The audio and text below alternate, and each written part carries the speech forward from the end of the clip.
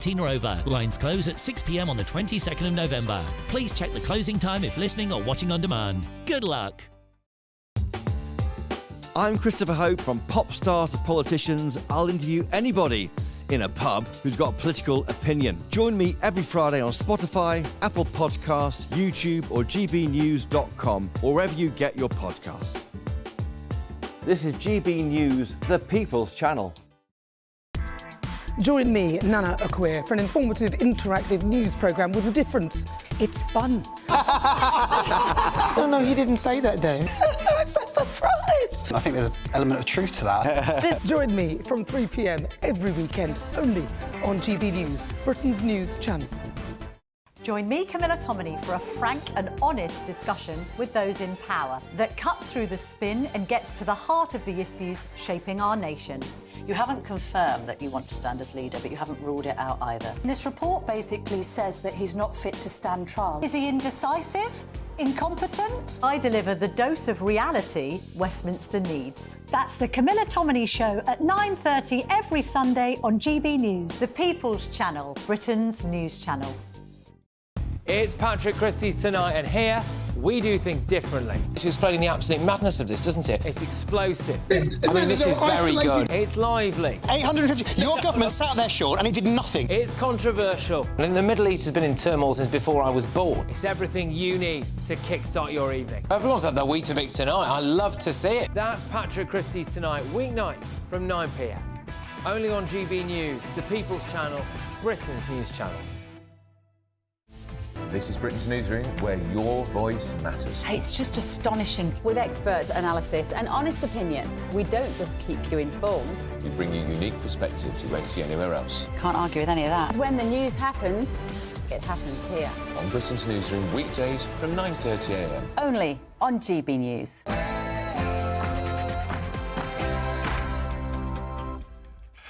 A very, very good afternoon to you and a happy Friday. It's 3 p.m. and welcome to the Martin Daubney Show. Of course, we're here for you on GB News, broadcasting live from the heart of Westminster and all across the UK.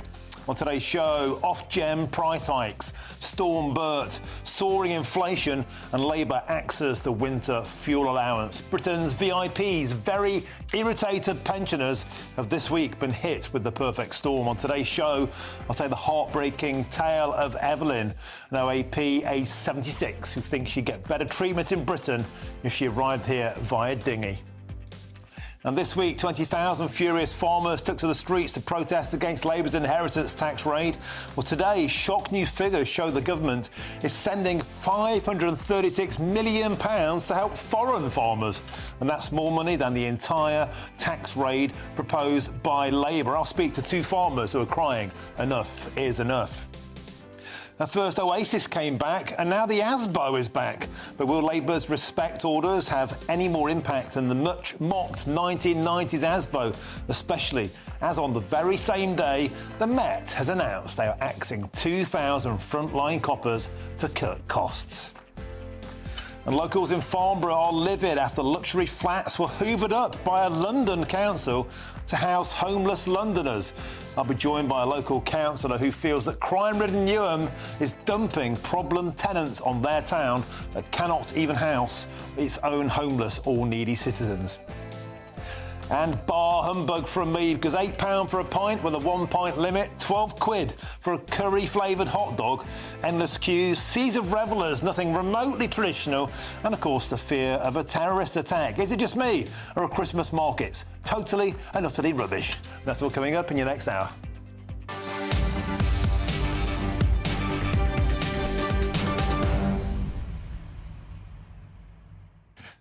Welcome to the show. Always a pleasure to have you accompanied. Two sensational immigration exclusives on the show today. As I said, first of all, in Farnborough, locals livid, no consultation whatsoever, that out-of-town London councils buying properties way above the market rates locally, forcing locals out, dumping homeless people from London on their community. No consultation whatsoever. And this government promised to end asylum hotels. Remember that? Well, I've got exclusive footage from inside a hotel in Warwick. 360 men being moved into the area. Locals, once again, having no consultation. I'll speak to an outraged local. What's your take on all of this? Get in touch. The usual ways, it's gbnews.com/you'll say. But before we kick off my show, here's the rest of the headlines, and it's Sophia Wensler.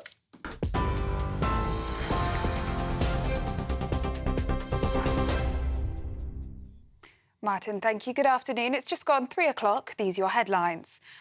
Gatwick South Terminal is reopening for passengers after a security alert was cleared by Sussex Police. It comes after the terminal was evacuated today to investigate. Sussex Police have confirmed that they were called to the airport this morning following a suspected prohibited item being found in some luggage. They also added that an explosive ordnance disposal team has been deployed to the airport as a precaution. Foreign Secretary David Lammy has vowed to continue supporting Ukraine following threats from Putin to strike the UK. The Russian leader confirmed the country had tested a new intermediate-range weapon in response to Ukrainian missile strikes earlier in the week. He also added that Russia are entitled to strike those countries who supported Ukraine. Earlier, member of the Ukrainian parliament, Kira Rudik, told GB News how important it is for the West to continue in their support. The only thing that Russia is good at is terrorizing peaceful cities with the missiles, and they are not even good in defending their own country. Right now, when they see that their Western support is actually helping Ukraine to defend ourselves against Russian terrorist attacks, he is expanding the threats. The Western leaders understand the value of these threats and understand that the only language that Russia understands is the language of force, the language of power. And this is why we keep asking to continue strengthening Ukraine in our defense against Russia and its terrible aggression. Police in Laos have detained the manager and an owner of a hostel in connection with the death of 6 people. It was confirmed yesterday that British citizen Simone White was one of those who have died as a result of the incident. Those who were poisoned are believed to have been served drinks tainted with methanol. Earlier, one former guest at the hostel told GB News how shocked she is by the incident.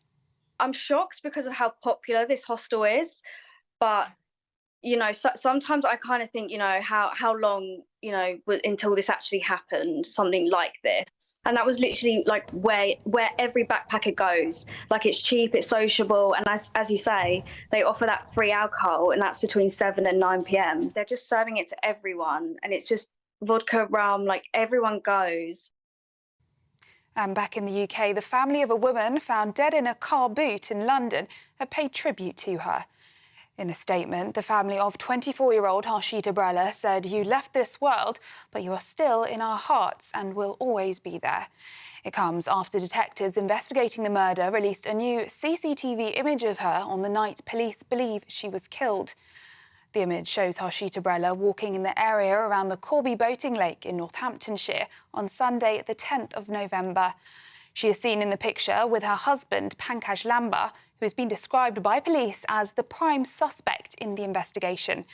An international manhunt to find the 23-year-old continues. Detectives suspect he has fled the country.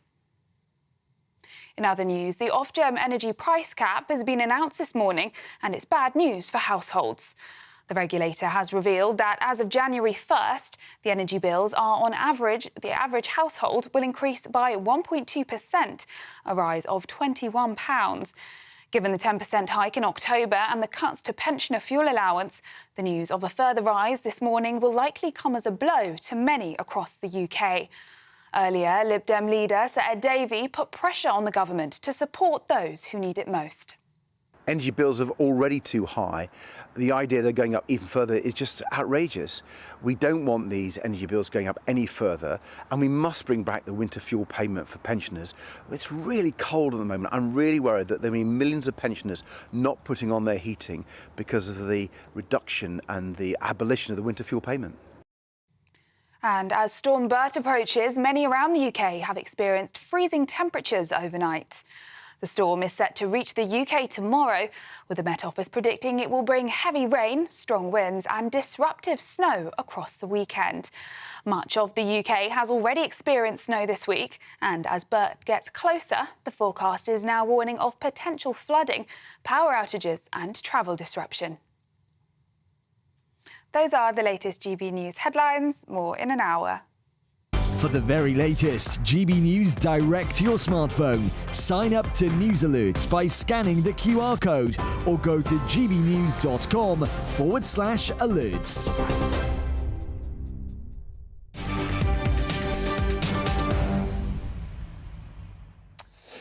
Thank you, Sophia. Now, energy bills are set to rise once again next year, with regulator Ofgem announcing a 1.2% increase to its price cap. And this comes as Brits continue to face freezing temperatures, with Storm Bert now approaching western parts of the country.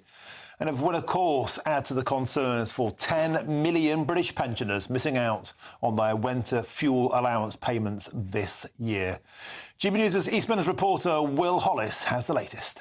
Well, spirits are certainly high here at the Sutton in Ashfield Community Warm Hub, where for the last few weeks, now that it is much colder, people have been coming to keep warm, to have a hot drink and sometimes even a hot meal. But on the day that the Ofgem price cap is going up, so the average household will be paying an extra £21 in a year, £1.75 in a month, people may need it even more. So I've been speaking to pensioners, some of whom have lost their winter fuel payment worth £300, about how they feel in Ashfield today.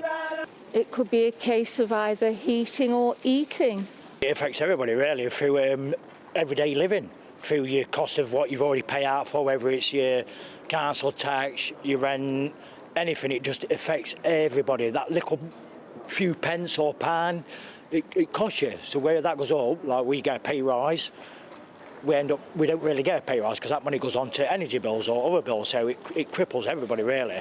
Every time anything goes wrong now, well, Conservatives left us a $22 billion for anything, not just that. Well, Age UK says that it is bitterly disappointing that old people will still be facing higher prices this winter. It's important to remember that the last time the independent regulator for energy prices, Ofgem, raised their prices 3 months ago, that was 10% more than an additional £100 that people will be paying on their bills. This 1% may not be as much, but it is still a kick in the teeth to people that are really struggling to pay for their bills this winter. Yeah, I spent a lot of time in a very cold Sutton in Ashfield during the 2019 election campaign. I stay warm in the Wetherspoons. That was my excuse, at least. But on a serious point, all of this perfect storm will obviously be making the situation far more worrisome for pensioners, a large number of whom would not, of course, be getting their winter fuel payments this year. And joining me now to discuss this is the founder of thepensionervote.com, David Pinless. David, welcome to the show once again. It seems every time you and I speak, it's because of a price hike, it's because of the temperatures plummeting, it's to talk about this infernal axing of the winter fuel allowance. And David, I turn to you because few people out there are doing as much for British pensioners as you. You started thepensionervote.com, you've got your finger on the pulse, people get in touch with you all the time. And I wanted to ask you, what are people telling you? What are your users telling you, your membership telling you about their concerns and worries now the real cold snap of winter is approaching? Good afternoon, Martin. Thank you very much for having me. As you know, our members write in with their stories and they post messages on our website. One such member is Evelyn, I think it's pronounced, who's 76 from Lincolnshire.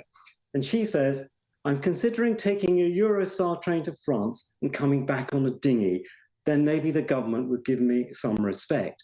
Now, clearly, she's saying that with some humour, but her sense of frustration is absolutely palpable. And she's clearly referring to the fact that the government spends, I think, maybe £8 billion a year on asylum accommodation, but they're only going to recoup £1.5 billion from cutting the winter fuel payment. Now, I believe that today, by the way, the Prime Minister said cutting the winter fuel payment makes sense. Said it on BBC Radio.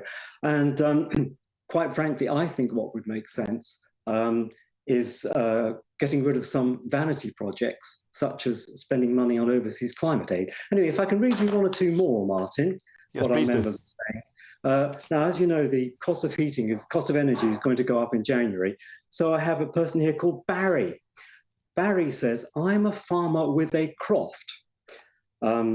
He says, I'm sitting in my kitchen here now and it's 6 degrees. I have my farm winter clothes on and sleep in them at night in the lounge with my 2 sheepdogs. I think my sheep are warmer than me, and I lost the winter fuel payment of £300. Another worry, of course, is food. I have a lady here called Emily in Lancashire. She's 81 years old. Emily says, I shop late in the afternoon in the hope that I will find something nice to eat for supper that has a reduced price label. I identify things that have a sell-by date of today and then linger in the supermarket watching a member of staff who might look like they are about to stick a reduced price label on. I am ashamed to say I have even hidden these items towards the back of the shelves so nobody will buy them before me. And her last line really, really gets me. She says, I have never stolen. Fancy an 81-year-old having to say she's ashamed and that but nevertheless she has never stolen. This is absolutely appalling. Another recurrent theme is veterinary bills. Now, a lot of pensioners have pets, particularly pensioners who are on their own. Linda, who's 68 from Kent, says, I'm frightened of the winter coming because I feel the cold a lot. I try to eat things that are nutritious, but these tend to be more expensive, so I eat a lot of soup and bread. But I save money to buy logs for the log burner and to pay the vet's bill. A lot of people talking about the vet's bill. A lot of people talking about they're worried about frozen pipes because they can't afford to have a plumber around. Another comment I would make, if I may, Martin, is about pension credit. The Prime Minister says if you have pension credit, you can get winter fuel allowance. But there's a lot of confusion around pension credit. And Graham, who's 72 from Norfolk, wrote in to say, is pension credit a charity? I don't want any charity, but my daughter tells me I should apply so I can get the winter fuel payment. Is there another way I can get the winter fuel payment that isn't charity? Now, I know that 2 months ago, there were about 800,000 pensioners who were eligible to receive pension credit who hadn't yet claimed it. And they would be able to claim the winter fuel payment if they did claim pension credit. There is so much confusion around claiming it. And it's clear that many pensioners are not doing so. So where is this government going, Martin? What are pensioners supposed to do? Well, David, I mean, I honestly found that very, very difficult to listen to. I mean, the notion that people are sleeping with their pets to stay warm, but they'd happily, give their money to their pets to take care of the pets. That hiding reduced food on shelves, the shame of that. Oh God, it just breaks my heart that we're in this position where people read some of these stories. I find it very, very difficult to think that people who've always done the right thing, who are ashamed of reaching out for help, who don't like the notion of charity, of being a burden on the state, who've paid in all their lives into the state, who built this country, who rebuilt this country after war, who talk maybe in jest. I suspect, actually, a lot of people listening to this will resonate greatly with the notion that you are treated better if you come to this country illegally as from on a dinghy. The hotels near me, the asylum hotels, they've all got the windows wide open, even in the depths of winter, because they're blaring the heating out in there, heating paid for by taxpayers, by people like Evelyn, who paid in their entire life. David Pinless, the desperation amongst British pensioners is palpable, and this is your daily inbox. How do you cope with this? Well, some of them do cut me up, actually, but I reply to everybody who writes in. As I say, some people post messages on the website, on the message board, and others reply to them. Basically, I feel very angry that the government is making these choices. Politics is all about choices, and they have chosen to spend money on certain projects, $11.5 billion to overseas climate aid. I believe there's money going to overseas farmers now, $500 million a year. Whereas they seem to be punishing the demographics of people who they suspect don't vote Labour, like pensioners, farmers, small businesses. But in the end, we're all going to suffer, Martin, because hopefully everyone will be lucky enough to become a pensioner one day. David Pinless, David, we have to leave it there. Honestly, mate, you know, I think you're doing God's work. You know, you're shining a light on something that really, really needs to be spoken about. And any of your members that get in touch, if they want to come on GB News to tell their story, you know, I'd be delighted to give them a platform. So I think we can only get people to change their minds through exposing the humanity, or perhaps the inhumanity of this. David Pinless, thank you so much. Thank you, Martin. For joining me on the show. That's the founder of thepensionervote.com. Please go to his website, get involved, thepensionervote.com. Now, our Labour prioritising, as we just heard there, foreign farmers over the best of British. I was telling you how much they're sending overseas instead of boosting the pockets of our very own British farmers. That's next. I'm Martin Daubney on GB News, Britain's News Channel. Nightmare commute? Kick it up a gear with GB News Radio. You can listen online and on DAB+ and on the GB News app. We're also on TuneIn and the Radio Player apps. From the school run to rush hour, get revved up with GB News Radio. We are the People's Channel, Britain's news channel. I'm Christopher Hope. From pop stars to politicians, I'll interview anybody in a pub who's got a political opinion. Join me every Friday on Spotify, Apple Podcasts, YouTube or gbnews.com, or wherever you get your podcasts. This is GB News, the People's Channel. I'm Michelle Dewberry and this is GB News, Britain's news channel. GB News Breakfast, every day from 6 a.m. We're talking about Gareth Southgate and his proposed on. There's a lot of rumours going around saying he's going to get a knighthood. So people like Nana are saying to me, why? Because he hasn't won anything, has he? Look, I'm not a big fan of football. I watch England and the big matches, but he hasn't won anything. I mean, like, he hasn't actually won anything. He'll be following in the footsteps of people like Sir Alf Ramsey, Sir Bobby Robson, you know what I mean?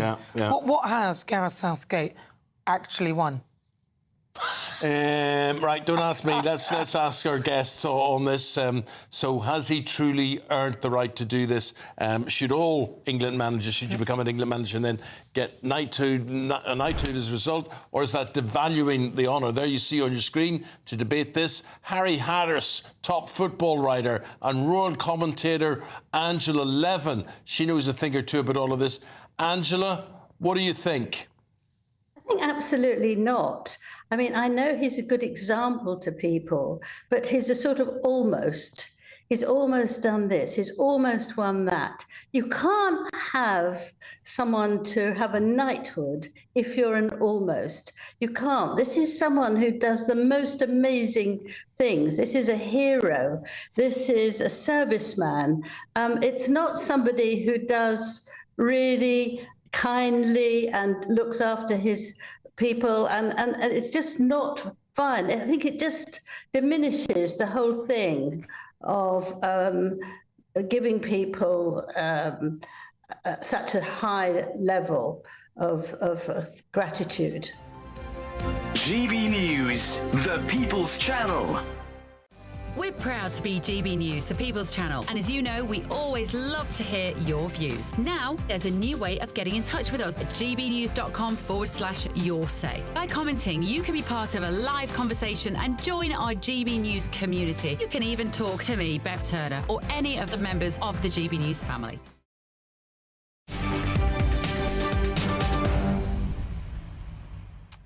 Welcome back. Your time is 3:21 with me, Martin Daubney, here on GB News. Now, farmers are once again making their voices heard in opposition to the government's agricultural policies after new data revealed today that more than £530 million is being sent abroad to foreign farms. The Environment Secretary, however, has insisted the farmers remain the backbone of Britain, with Steve Reed, the Environment Secretary, announcing £5 billion worth of funding into farming over the next 2 years. Well, join us now to plough the furrow once again is the farmer Clive Bailey. Clive, welcome back to the show. It's wonderful to have you in the studio in person with your wonderful boy Henry on Tuesday. And yet the conversation somehow seems to have got worse since then. I was astonished today, Clive, to see the front page of the Express, this Taxpayers Alliance report, £536 million of British taxpayers' money being sent to farms in 10 countries abroad, including low-carbon farming in Brazil, 16 million quid to help them grow tea in Rwanda, 24 million quid for food security in Kenya. Clive Bailey, when you hear things like that, and you're a man who's standing up and being counted, what does this make you think about the way the British government is treating British farmers? Afternoon, Martin. Well, it's just adds insult to injury, doesn't it? It's almost unbelievable. It's like they're not reading the room at all here, are they? And more so than that, it confirms what I think we all know and we've all been saying. It's not about, what they've done with this vindictive, impossible inheritance tax rules and the other measures that are clearly anti-farmer in the budget. It's not about filling that £500 million to contribute towards their black hole or whatever, is it? It's not about that at all, clearly, because if they can afford to do this, why do they desperately need that extra bit of money off our farmers? Money that it confirms it again. I mean, all they've done since the budget is basically try to tell farmers, well, don't worry, you don't need to pay this because you've got this relief and that relief, and you can gift and you can do all these, If you really want to collect a tax, why spend then time telling people how they don't actually have to pay it? It's not about the money, is it? There's something else going on here, far more sinister, I'm beginning to think, really. And Clive, it really kind of sticks in the craw when you look at the numbers, and the government's own numbers reckons that this tax hike, this inheritance tax hike on farmers would raise £520 million a year. That's £500 million. That's what they paid the junior doctors. But more to the point, the £536 million going abroad is more. They're giving away more to foreign farmers than they get by this tax on British farmers. Help me try and make sense of this. I wish I could, but there is no sense, is there? I wish there was a logic. I mean, OK, let's try and think of anything that could possibly defend this. Maybe they've realised, actually, if they get rid of all the British farmers, that, we are going to be dependent on imports, so we better make sure those foreign farmers are good at it. Perverse as that sounds, I just don't know. There's no sense. I can't explain it. I'm sorry. It is simply astonishing. Can I bring another story to your attention? I know that you and I were exchanging about earlier on, and there's been a lot of talk. You and I have had this conversation ourselves about, in fact, you just intimated to it yourself there. Is there something going on? Is there some sort of state-induced land grab? Elon Musk, of course, said that Britain was going full Stalin on this front, but there's been a lot of talk for a long time. Bill Gates was at Downing Street. Can we put up a tweet now from Keir Starmer? Keir Starmer put this out late yesterday afternoon, and Keir Starmer has the owners, there we go, of BlackRock at Downing Street. Now, BlackRock, Clive Bailey, tell us a bit about them and tell us what they're doing in America and tell us what you think they might be doing in Britain. Well, I'm not one for conspiracy theories, but 2 weeks before this budget, as you just pointed out, Bill Gates met with Keir Starmer. 2 weeks after this budget, he's meeting with BlackRock. What do these two people or institutions have in common? They have become huge landowners in America with help of government. So, is this the real reason? Is this what it's really all about? Is this? As I say, I'm not someone who subscribes to conspiracy theories. I like to think logically, but joining these dots, it's crazy. I mean, I replied to that tweet by Keir Starmer. He hasn't answered me, by the way, like he answered Henry. But he hasn't answered. But my reply was, so how much have you told them they can buy my farm for then, Keir? It really does seem there's a bigger agenda. And we know, as you've just said in the last point, it's not about collecting that $500 million because they've just given that straight away to overseas farmers. Yeah, and Clive, in America, BlackRock, just for those who aren't aware, they have hoovered up millions of hectares of land between them and Bill Gates. They're about centralised food production. That's meant to keep America self-sufficient in the event of things like global wars. But actually, it's about ownership of land. And what's happened in America, Clive Bailey, is that the price of agricultural land has doubled in America in the past 15 years. Because guess what? When billionaires suddenly turn up wanting to buy land, they kind of don't care what it costs. And as a consequence, the market value goes up. And could we be seeing something similar to that starting to happen in Britain? Exactly. Well, you look at Maslow's hierarchy of needs. Right at the base of that is food. Yeah. So although it's something that we've taken for granted because it's become so cheap and abundant, we're heading. If you could take a longer term view of agriculture, global agriculture, like the big institutions and these massively wealthy individuals and investors can do, not like us family farms can do. With population growth, at some point, we're going to get to a point on this planet where there isn't enough food to feed this increasingly growing population. I think it's something like 30 years from now that you reach that kind of crossover point. At that point, if you own all of or most of the world's land and therefore its ability to produce food, farming, all of a sudden, this 0.5% return on investment that we've all been saying makes it impossible to pay these inheritance taxes and therefore have to sell our farms. Well, it's suddenly you're not working on those margins. Suddenly they can take a long enough view and name their price 30 years down the line. It's I think we've really got to fundamentally sit back and think, who do we want to own our land and our countryside and be in control of our food supply? Do we want institutions and individual hugely wealthy, potentially monopolistic investors to be able to do that? Or is it better in the hands of the generations of family farmers that, continue to persist and work, as we've discussed on previous kind of occasions, very small margins to do, to bring you the best food that they possibly can? And it's also worth pointing out, Clive, that there tend to be agendas. Again, this isn't a conspiracy theory. It's true. The agenda is against red meat. The agenda is against livestock. It's about controlling our diet potentially through what's grown and what has a market value. And again, I'm no conspiracy theorist, but this is happening in America. And again, when the price of land goes up, as we'll see, people like British Airways, companies like British Airways, they need to buy loads of land to plant trees to offset their carbon footprint to meet net zero targets. Guess who's got the most money? A smallholder or British Airways? It's a no-brainer. Clive, could I ask you about how you think things may go next? Because I was speaking to Doogie Beattie, our Northern Ireland reporter. He's been covering farming for decades. We remember back in 2000, Tony Blair, there were blockades by farmers over fuel duty. Blockades, they joined up with the haulage industry, with truck drivers. They went to fuel depots and they simply said no. And Tony Blair's government plummeted 25% in 1 week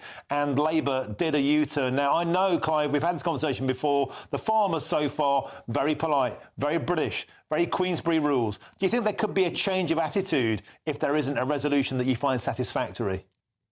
Yes, I think it's increasingly heading in that direction. But look, as you say, British farmers have been polite about this, played by the Queensberry rules so far. We feel we've got the public on our side. There's been a few surveys I've seen in this last week since the protest on Tuesday, which do seem to indicate we have huge public support. I think at times we were something like 87% of people were, kind of backing the farmers. That's huge. The public never really agree 9 out of 10 on any issue, do they? So I think that's something that is really valuable and something we need to maintain. But ultimately, if they don't come to the table and start to drop the arrogance and be a bit more reasonable, at least start to talk about things with us in sensible ways, it's going to be very hard to stop people becoming more militant, more French, as you say.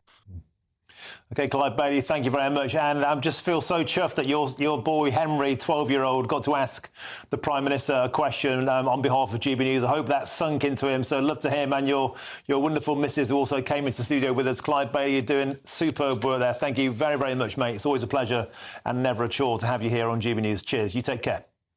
Thank you. Now, can men have periods? Well, the short answer is no. But a leaflet was handed out to children in Wales in a primary school, can you believe it, claiming that, yes, man can have periods. I'll discuss that next. But first, here's your latest news headlines, and it's Sophia Wensler.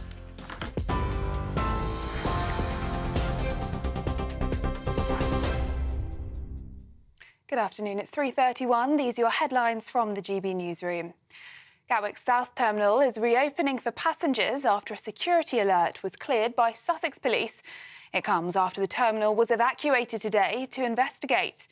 Sussex Police have confirmed that they were called to the airport this morning following a suspected prohibited item being found in some luggage. They also added that an explosive ordnance disposal team has been deployed to the airport as a precaution.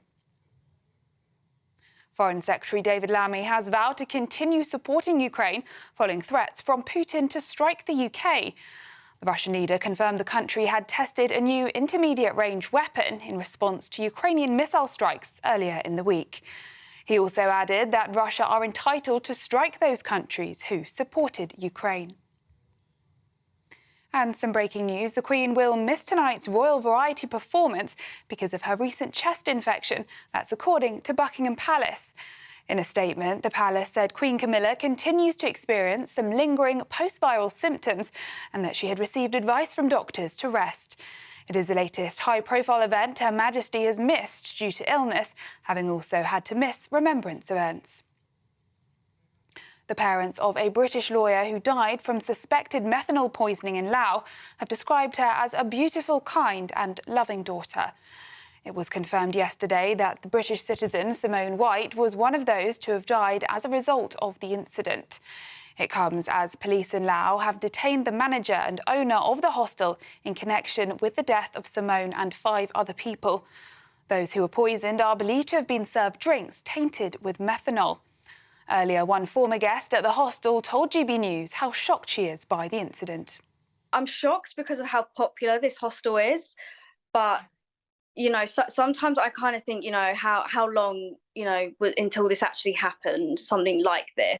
And that was literally like where every backpacker goes. Like, it's cheap, it's sociable, and as you say, they offer that free alcohol, and that's between 7 and 9 p.m. They're just serving it to everyone, and it's just vodka, rum, like everyone goes. Meanwhile, the hostel has denied the drinks in question came from its bar. In other news, the family of a woman found dead in a car boot in London have paid tribute to her. In a statement, the family of 24-year-old Harshita Brella said, "You left this world, but you are still with us in our hearts and will always be there." It comes after detectives investigating the murder released a new CCTV image of her on the night police believe she was killed. The image shows Harshita Brella walking in the area around the Corby boating lake in Northamptonshire on Sunday, the 10th of November. She is seen in the picture with her husband, Pankaj Lamba, who has been described by police as a prime suspect in the investigation. An international manhunt to find the 23-year-old continues. Detectives suspect he has fled the country. And as Storm Bert approaches, many around the UK have experienced freezing temperatures overnight.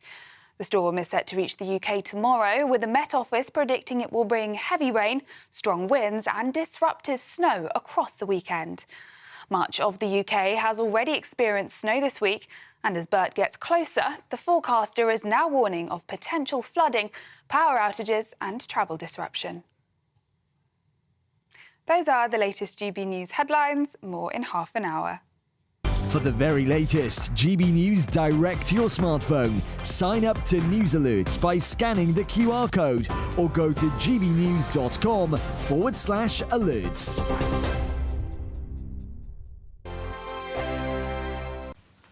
Hi there, welcome to the latest update from the Met Office for GB News. Plenty of weather to talk about for this weekend, but for the rest of today, at least it's bright, it's dry, there's some sunshine.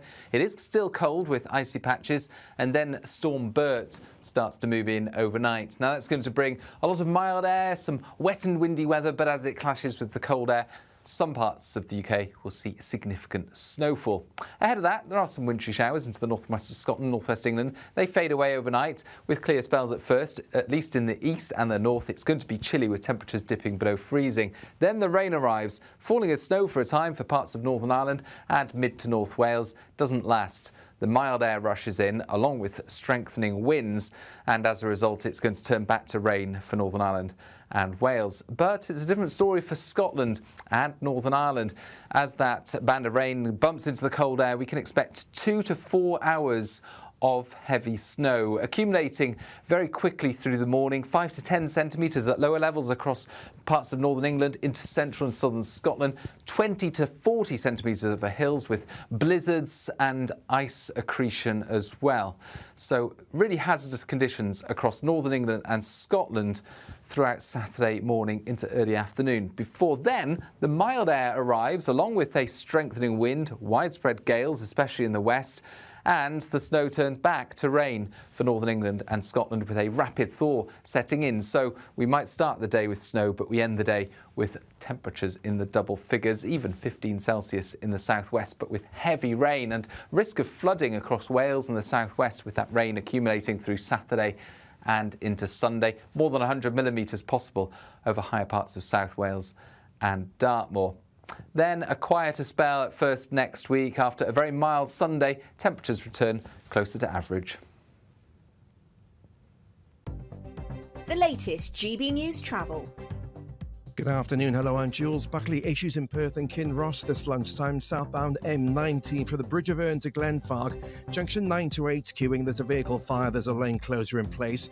As there is northbound M6 Leyland up to Lostock Hall. So that's junction 28 up towards the M65 turn off junction 29. That's down to emergency repairs. A collision southbound M6 Narmahowd shoulder just by the Lim interchange at 20. All lanes open, but I can still see queues on the cameras. Big queues in the roadworks on the M1 northbound, Rugby 18 to Capthorpe 19, so towards the M6. 3 lorries have had a collision. It's blocked. It's queuing back to Coventry at 17, and the anti-clock M25 a lane closed on the exit slip coming off the M23 at 7. There's a queue for a mile. There's been a 2-car collision. That's the latest. You can stay up to date throughout the day by visiting our website gbnews.com.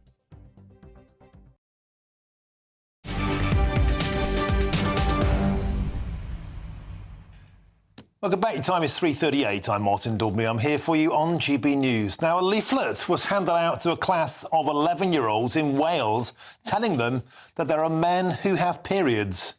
Well, joining me now to discuss this is the writer and the commentator, the campaigner, the fearless James Essers. James, absolute pleasure to have you on the show as usual. Every day, it seems, is April Fool's Day when it comes to the madness our children are taught in schools. Let's start with this particular leaflet. I think we have a picture of it we can get on the screen, and it's telling children in Wales that men can have periods. That's clearly a cartoon of a man in pants thinking he's a woman. Tell us more, James.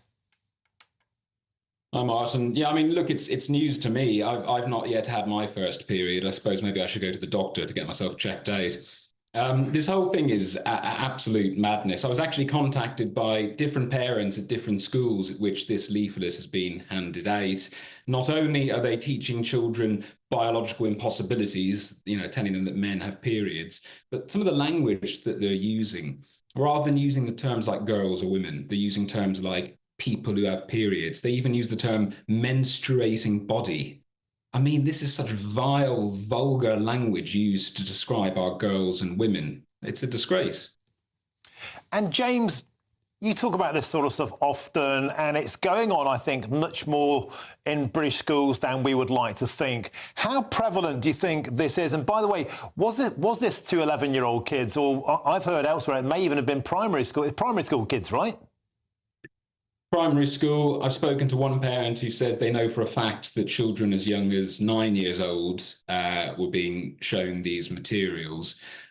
This is happening across the United Kingdom. Every week I'm being contacted by concerned parents who are finding leaflets or other reading materials shoved in their children's school bags. I've seen pride flags plastered all over classrooms. I've seen after-school LGBTQ plus clubs run by quote-unquote non-binary teachers. God only knows what children are being told in those clubs.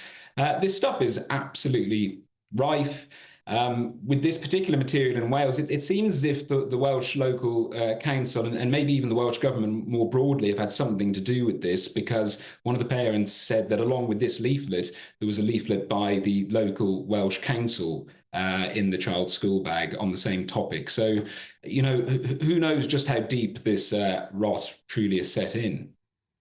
And James, one of the concerning things that we hear all the time from parents here at GB News is oftentimes this is happening without the parents having any inkling about it. I mean, as you said here, they found this leaflet in their child's school bag. They're not aware of what's being taught to them. What can parents do? Do they have a right to contact their children's school and say, what are you teaching them on the curriculum about LGBTQ stuff? And does the school have a legal right to tell them, or can they do this in secret? They most certainly have a right, and I mean we know that the government, or the last government, published guidance in terms of what they're calling gender questioning children, but that warded schools off engaging in encouraging social transitioning or affirmation of this type of transitioning, and so I would say that all falls under the same umbrella, but it puts parents in a very, very difficult position. One of the parents I spoke to, he came home last night after a day in the office. He saw his child reading this, and he then had to have a conversation with his child, essentially saying, you need to ignore this part of the leaflet. It's not true. I mean, we're living in very worrying times if parents are having to correct factually inaccurate information from their children's schools. But James, I do that all the time with my own kids. I always ask them, what are you being taught? My son got very distressed when he started big school, as it was, because the teacher there was saying, you all need to use your pronouns on your exercise book. And he said, Daddy, should I go along with this? I said, well, what do you think? He said, well, I don't think it's the right thing to do, but I'm terrified of being labelled as transphobic. Now, these are kids. These are words that they're learning that none of our parents' generation even knew. They're all new to us. And James, it seems to me from my own direct experience, it is causing distress, it's causing confusion, and it's causing disruption amongst the children themselves. Yeah, I mean, look, I feel sorry for the parents because they cannot trust any longer their schools to teach their children ideologically neutral, factually accurate information. But it's the children, of course, that I feel the most sorry for. We know that this trans madness is a form of social contagion. These children are being taught from such a young age that they may have been born in the wrong body and that they can medically transition and that will make them happy in themselves. The whole thing is a complete and utter abuse of power. But ultimately, if schools are teaching factually inaccurate information and telling children that boys have periods, they should be fired. No school should be operating on that basis. James, we heard a lot of talk from the Conservative regime prior that they were going to put their foot down, they were going to get tough on this. That didn't happen. Do you think this is going to get worse under the Labour regime? They seem to be very on side with all this stuff. Yes, well, we have to remember we do have a Prime Minister who believes that 1 in every 1,000 women has a penis. So if that's coming from the very top of government, what hope is there for the rest of us? The Labour Party have got significant number of hardline ideologues and activists in this space who continue to push this nonsense. They'll have the ear of Starmer. Things were starting to get better under the Conservative government, although much of this happened under their watch. But I do fear for the next few years, I think we're going to see a real regression.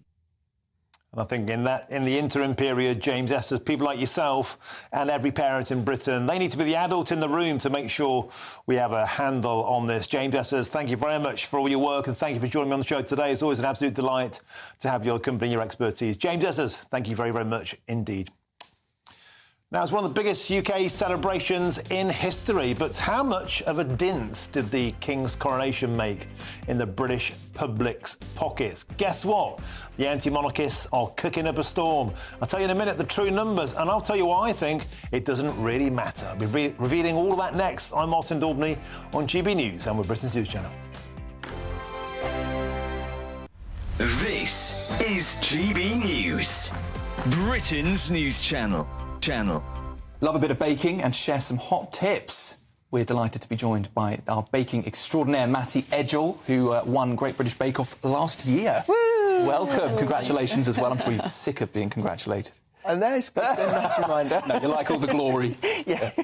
What was it like winning the Great British Bake Off? What's last year been like for you? Winning it was I was not expecting to win. At any point until they said my name. You're a very humble nice guy. Surprise. No, really? In touch with reality. I wasn't. Was it quite a close race throughout then? Yeah, I considered myself the underdog throughout. I think the first week I turned around after the showstopper and kind of saw how good everyone was, and then looked at mine and thought, how have I got here? And that kind of theme followed through. But then that's surely like an underdog. Yeah, it did. Actually, I'm going to get better throughout this. Yeah, I think it made me kind of like really tune into the feedback that they was giving me and trying to embed that throughout. So that's probably why. Could you feel yourself improving as the series went on? Definitely, and I think also, like, kind of simultaneously, my confidence improved at the same time, and then that, like, little bit of belief in myself probably helped out as well. What was your strength? Biscuits, cake, bread? I think cake's my strength. Cake. I think cake, typically, if you start baking, that's probably where you start, isn't it? So that was what I knew most. How did you start baking? I've been asked this so many times since... You don't know? I attribute it to my nan. Oh, sweet. But, yeah, I would say... I think most people probably attribute it to, like, a grandparent or something that they maybe done with, like, their parents when they was growing up. So that's... I'll give it to my nan. Or the major lockdown baking boom. Yeah, banana bread. Everybody... All over the place, isn't it? It's good. Yeah, it is really good. I love a banana bread, even now. GB News, the People's Channel. Why go out on a Friday night when Friday night comes straight to your home? Talking about. Join me and my A-team of top pundits. Chemistry tonight is electric. As we tackle the big stories of the day with wit, insight and fearless energy. Man of the people. It's all vibe. Just a filing cabinet on wheels with a tie on. So, order in Friday Night Live with me, Mark Dolan, every Friday at 8, only on GB News, the People's Channel, Britain's news channel. Hi there, I'm Michelle Dewberry and I'm going to take a second to tell you all about my show, Dubes & Co. We start off with the issues of the day. We then bring in both sides of the argument. We get rid of the disrespect. And then you throw me into the mix. And trust me, I'll tell it exactly how it is. And then, of course, the magic ingredient, you at home. We mix it all together and what have we got, in my opinion, the best debate show in town. Monday to Friday, 6 till 7 on GB News, Britain's news channel.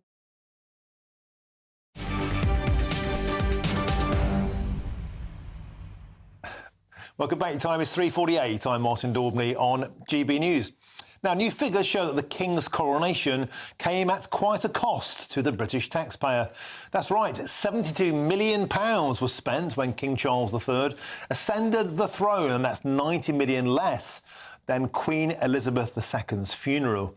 The Department for Culture, Media and Sport contributed £50.3 million, with £21.7 million from the Home Office for policing. Well, join us now to see if we got value for money there. Was it all worth it? Is the royal commentator Richard Fitzwilliams. Richard, absolute pleasure to have you on the show. So these figures, of course, have been leaked out by a bunch of anti-monarchists complaining that we're not getting good value out of the royal family. Richard, I'm expecting you to say they're worth every penny. They are worth every penny. You're absolutely right. I mean, firstly, examine what a coronation is. It's a solemn procedure whereby a king or queen is crowned, and we do it absolutely magnificently. It's a moving ceremony, and it's not only the unifying part of it, the symbolic part of it that is significant, but if you've got an audience of some 2 billion in 125 countries. I mean, no other nation on earth has got that reach. It's an extraordinary thing to malign it, because although we are the last country in Europe to have a coronation, the facts are that we have a monarchy which has a unique reach around the globe. And of course, the monarch is head of the Commonwealth, so worth every penny, absolutely. And Richard, it's worth pointing out that Republic, the anti-monarchists, are the ones trumpeting about this. Well, they might want to take a look in the mirror. The policing bill may have been more than it should have been, because people like that lot were waving "Not My King" placards and trying to jump in front of horses. And while we're at it, the amount of money was spent on policing the pro-Palestine protests has been £43 million in the past year, £20 million on Just Stop Oil protests. Presumably, they've got no problem with that. Well, I think the problem, and always you're going to have substantial security costs, but when it comes to the cost of a coronation, something that's unique, something that's once every, well, I mean, Queen Elizabeth, of course, reigned for 70 years, so there hadn't been one since 1953, and that was, I think, perhaps one of the greatest unquestionably royal spectacles of all time. You're looking at a country, our own, which has a unique record, the way it puts on pomp and pageantry and ceremony. It's envied by the rest of the world, and to complain and moan about it seems to me to be pretty fruitless. Most people, if asked, I mean, there was a poll in London, people were asked, should the taxpayer pay or should the sovereign grant a privy purse? And of course, most of 52% apparently thought that the taxpayer should. But if that question is put to you, that would tend to be your response. This is a affair of state, and there's nothing like it anywhere in the world, and there's nothing even comparable. We have a truly amazing system here. Richard, I can already see you almost lunging for your DVD to put back on after we finish here. But let's have a quick blast if we could. A royal hit with you would not be a royal hit with you unless we had a pop at the Sussexes. Let's talk about their new 5-part Netflix documentary. Of course, The Man of the People, Prince Harry, a documentary about polo.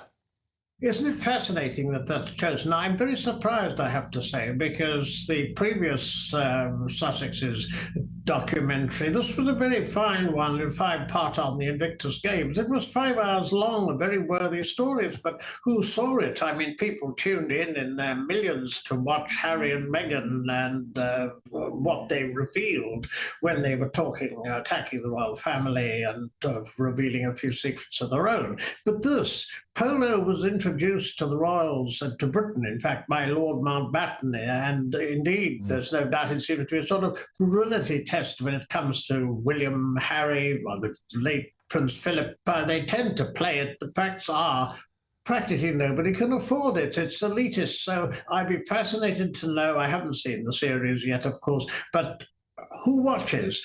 Netflix want a bang for their buck. We've got Meghan's Cookery coming up, and that better pay, because remember, of course, Netflix next year, their contract's being renewed and they need that. I suspect, Richard Fitzwilliams, you'll be washing your hair or perhaps watching your coronation DVD, as indeed will I. I shan't give it a moment of my time. But look, always a pleasure to have you on the show, and have a fantastic weekend, Richard Fitzwilliams. Always a pleasure. Now, lots of you have been getting in touch with your thoughts on the big stories of the day. And if you haven't done that so far, get in touch, gbnews.com/you'll say. That's the way to do it. Now, absolutely fabulous. Labour are trying to get back to the ASBOs, the punishment that time forgot. But they're also axing 20,000 cobblers. How's that going to work? I'm Martin Daubney on GB News, British News Channel. That's next. But now it's time for your weather.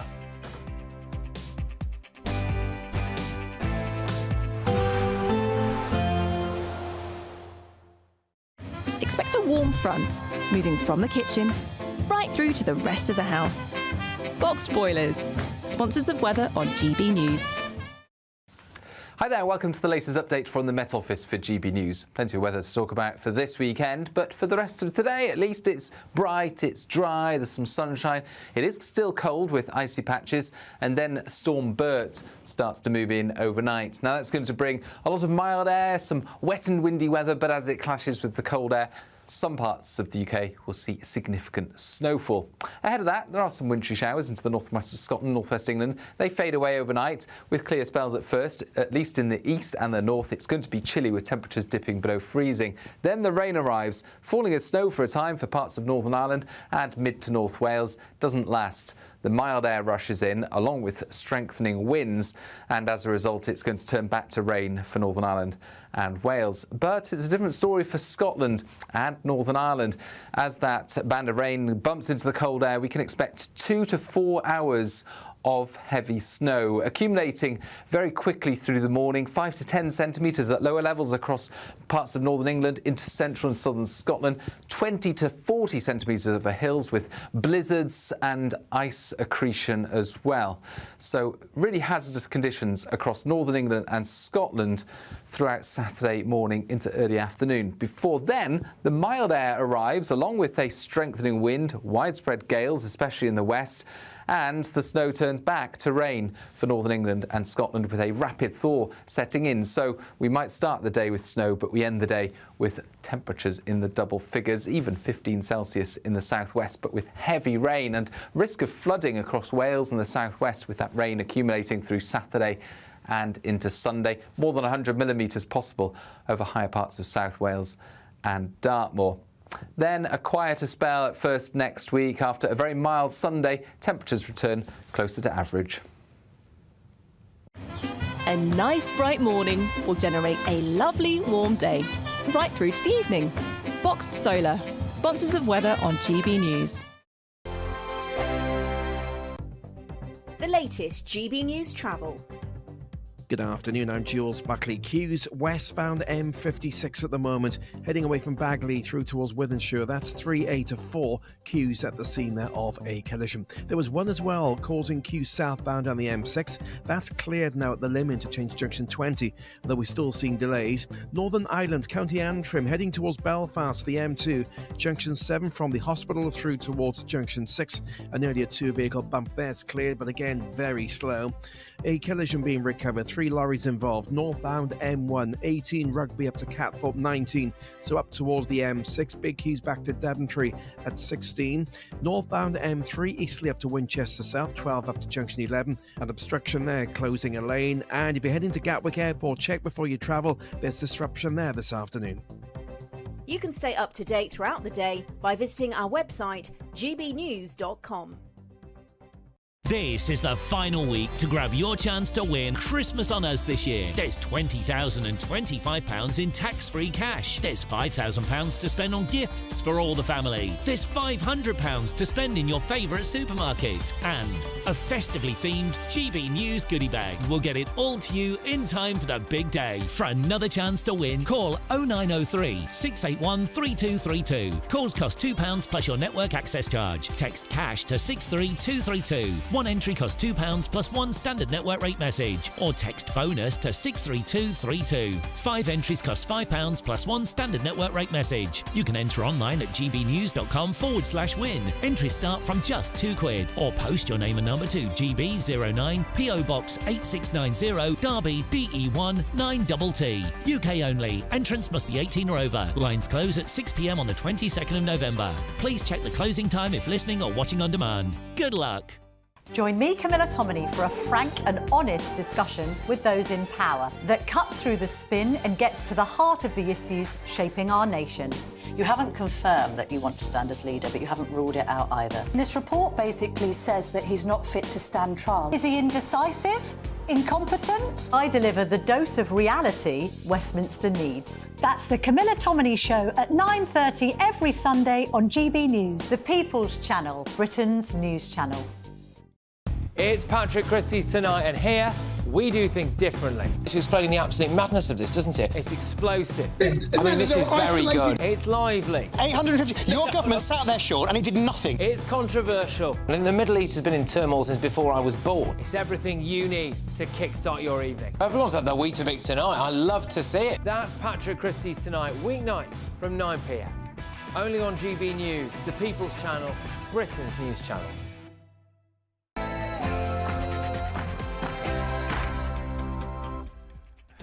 A very, very good afternoon to you and a happy Friday. It's 4 p.m. Welcome to the Martin Daubney Show here on GB News. We're broadcasting for you live from the heart of Westminster and all across the UK. First, Oasis came back, and now the ASBO is back. But will Labour's respect orders have more impact than the much-mocked 1990s ASBO, especially as, on the very same day, the Metropolitan Police has announced they are axing 2,000 coppers to help cut costs.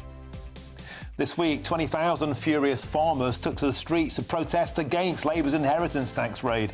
Today, shock new figures show the government is sending £536 million to help foreign farmers, and that's more money than will be raised by Labour's inheritance tax raid. I'll speak to a furious farmer who's crying enough is enough. The Labour Party said it would end the use of asylum seeker hotels, but GB News has seen shocking footage, as you can see on your screen, from inside a luxury Warwick hotel that this week became home to 360 male asylum seekers. I'll speak to a local who says nobody was consulted. This should not be happening. And locals in Farnborough are also livid after luxury flats were hoovered up by a London council to house homeless Londoners. I'll be joined by a local councillor who feels that crime-ridden Newham is dumping problem tenants on their town and they cannot even house their own homeless or needy citizens there. And it's bar humbug from me, I'm afraid, because £8 for a pint with a 1 pint limit, 12 quid for a curry-flavoured hot dog, endless queues, seas of revellers, nothing remotely traditional, and of course the fear of a terrorist attack. Is it just me, or are Christmas markets completely and utterly rubbish? That's all coming up in your next hour.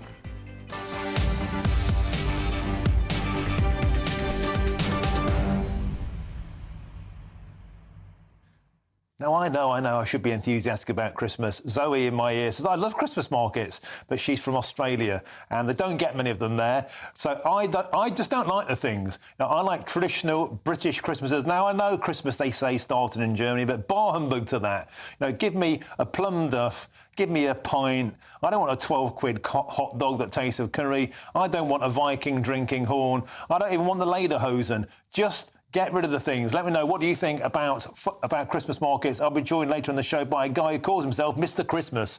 I suspect that we will disagree on that one. Now, get in touch with your thoughts all the usual ways, gbnews.com/your say. But now it's your headlines, and here's Sophia Wensler.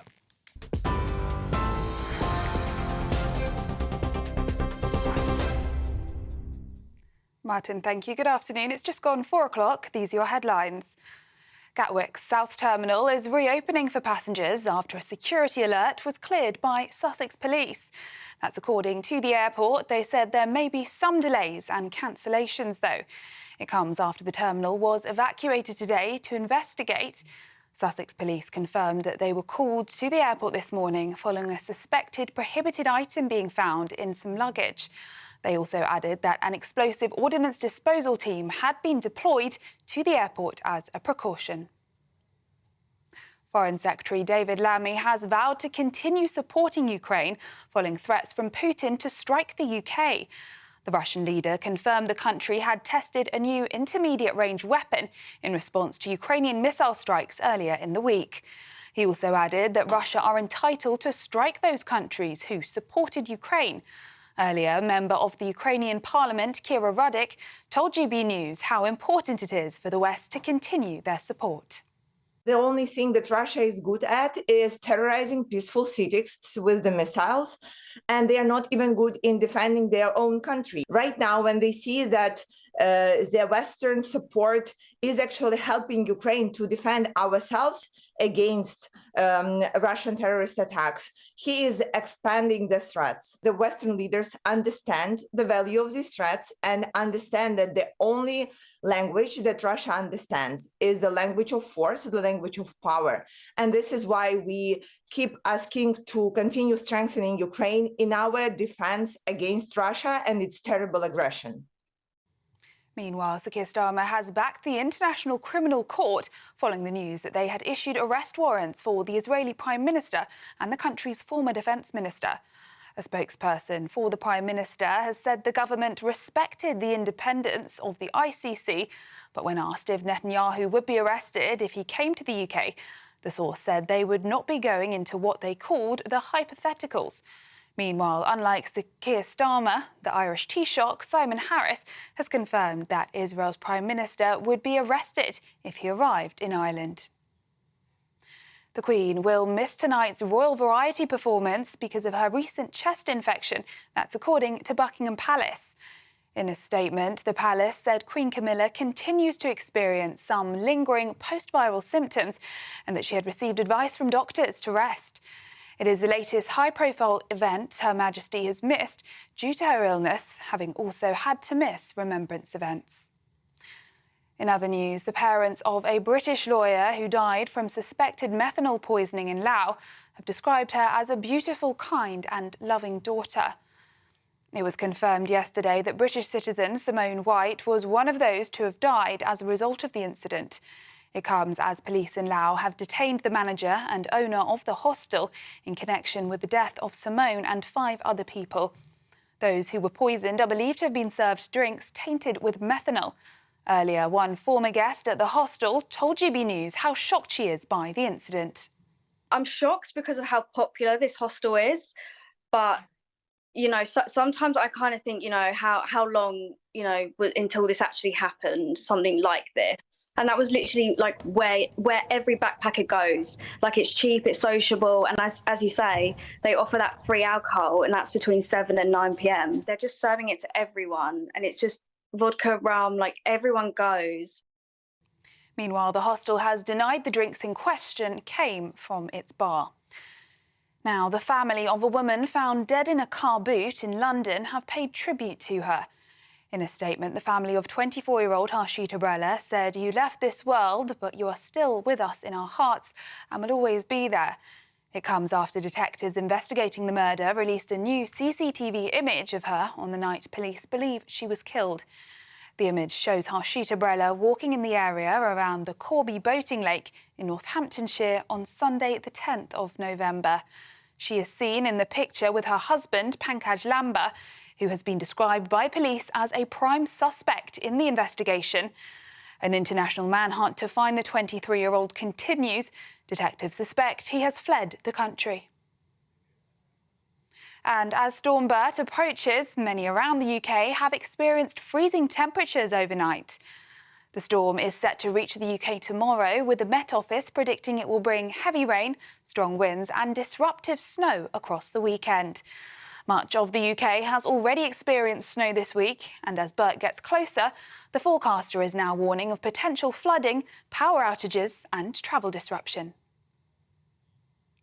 Those are the latest GB News headlines. Now it's back to Martin. For the very latest GB News direct to your smartphone, sign up to News Alerts by scanning the QR code or go to gbnews.com/alerts.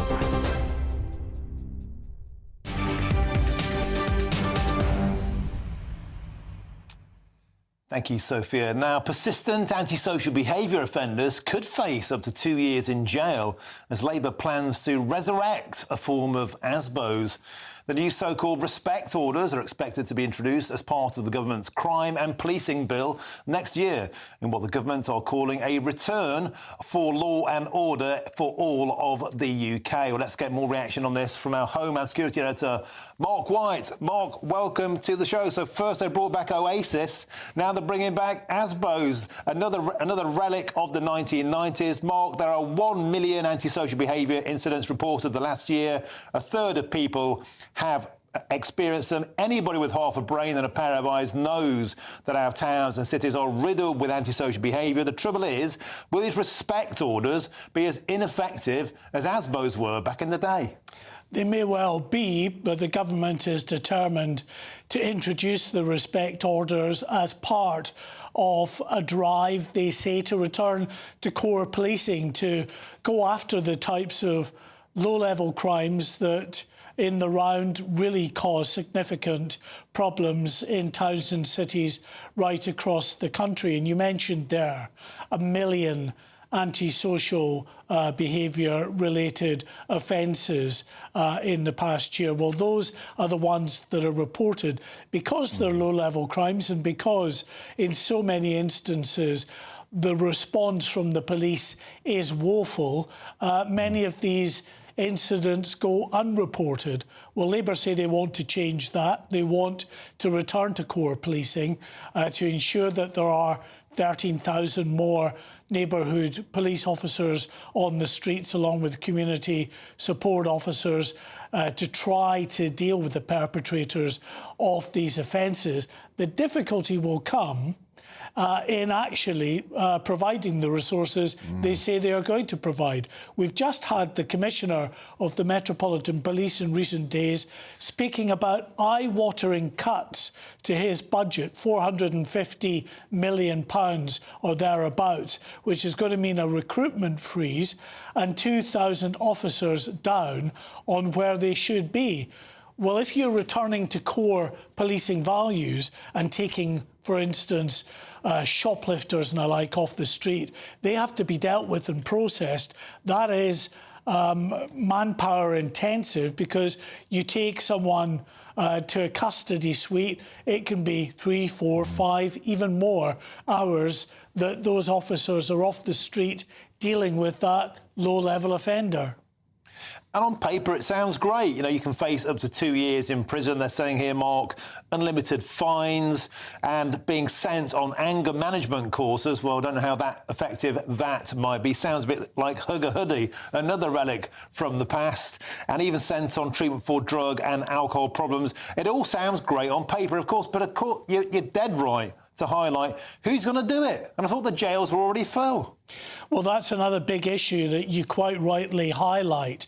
The drive away from trying to put those committing lower level offences into prison, into that prison environment, because of just how overcrowded our prison estate is. So are we really expecting anybody who is given a respect order, then breaches it, to be sent to prison? Very, very doubtful. The other sanctions available to law enforcement is, for instance, fines, the likes of home curfews.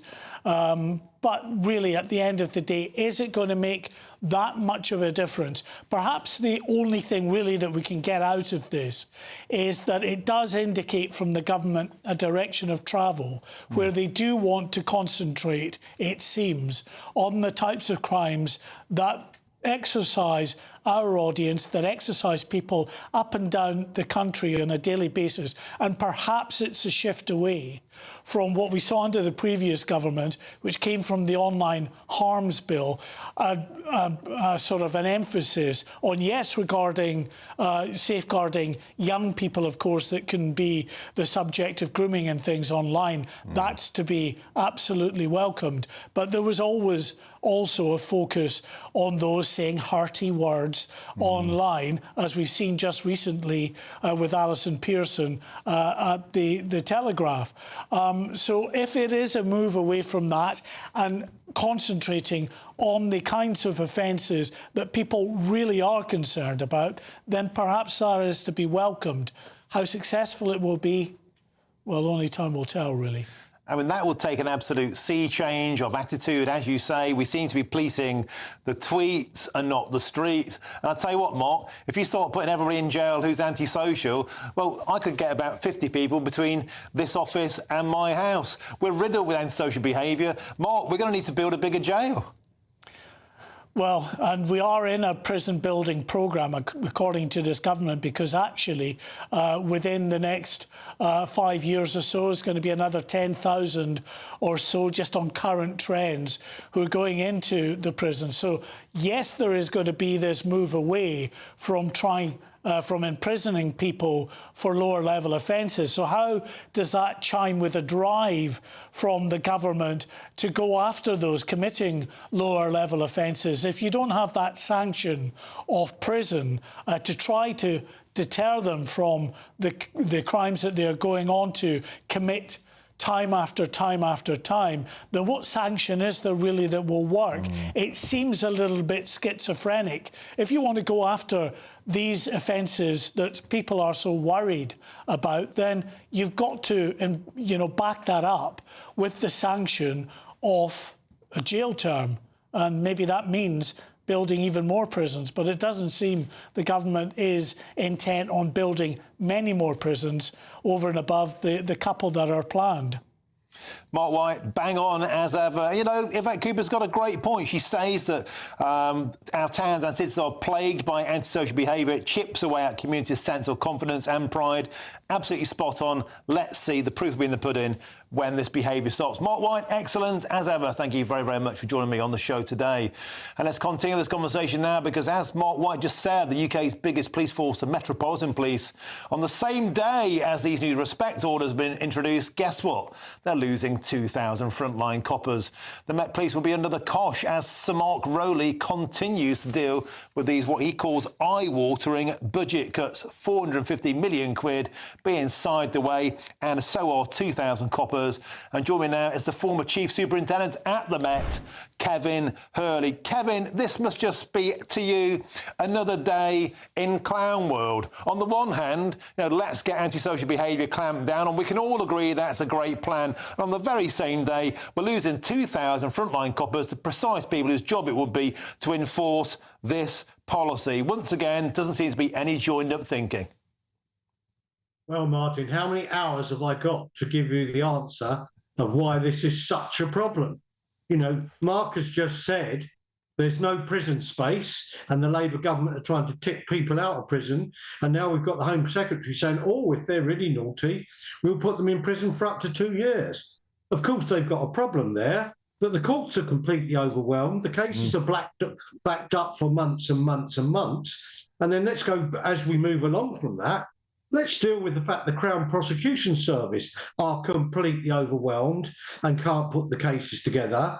Then let's go further down that when people are brought into custody, the custody suites of police stations, 60 to 70% of which have been closed all over the country, are also overwhelmed.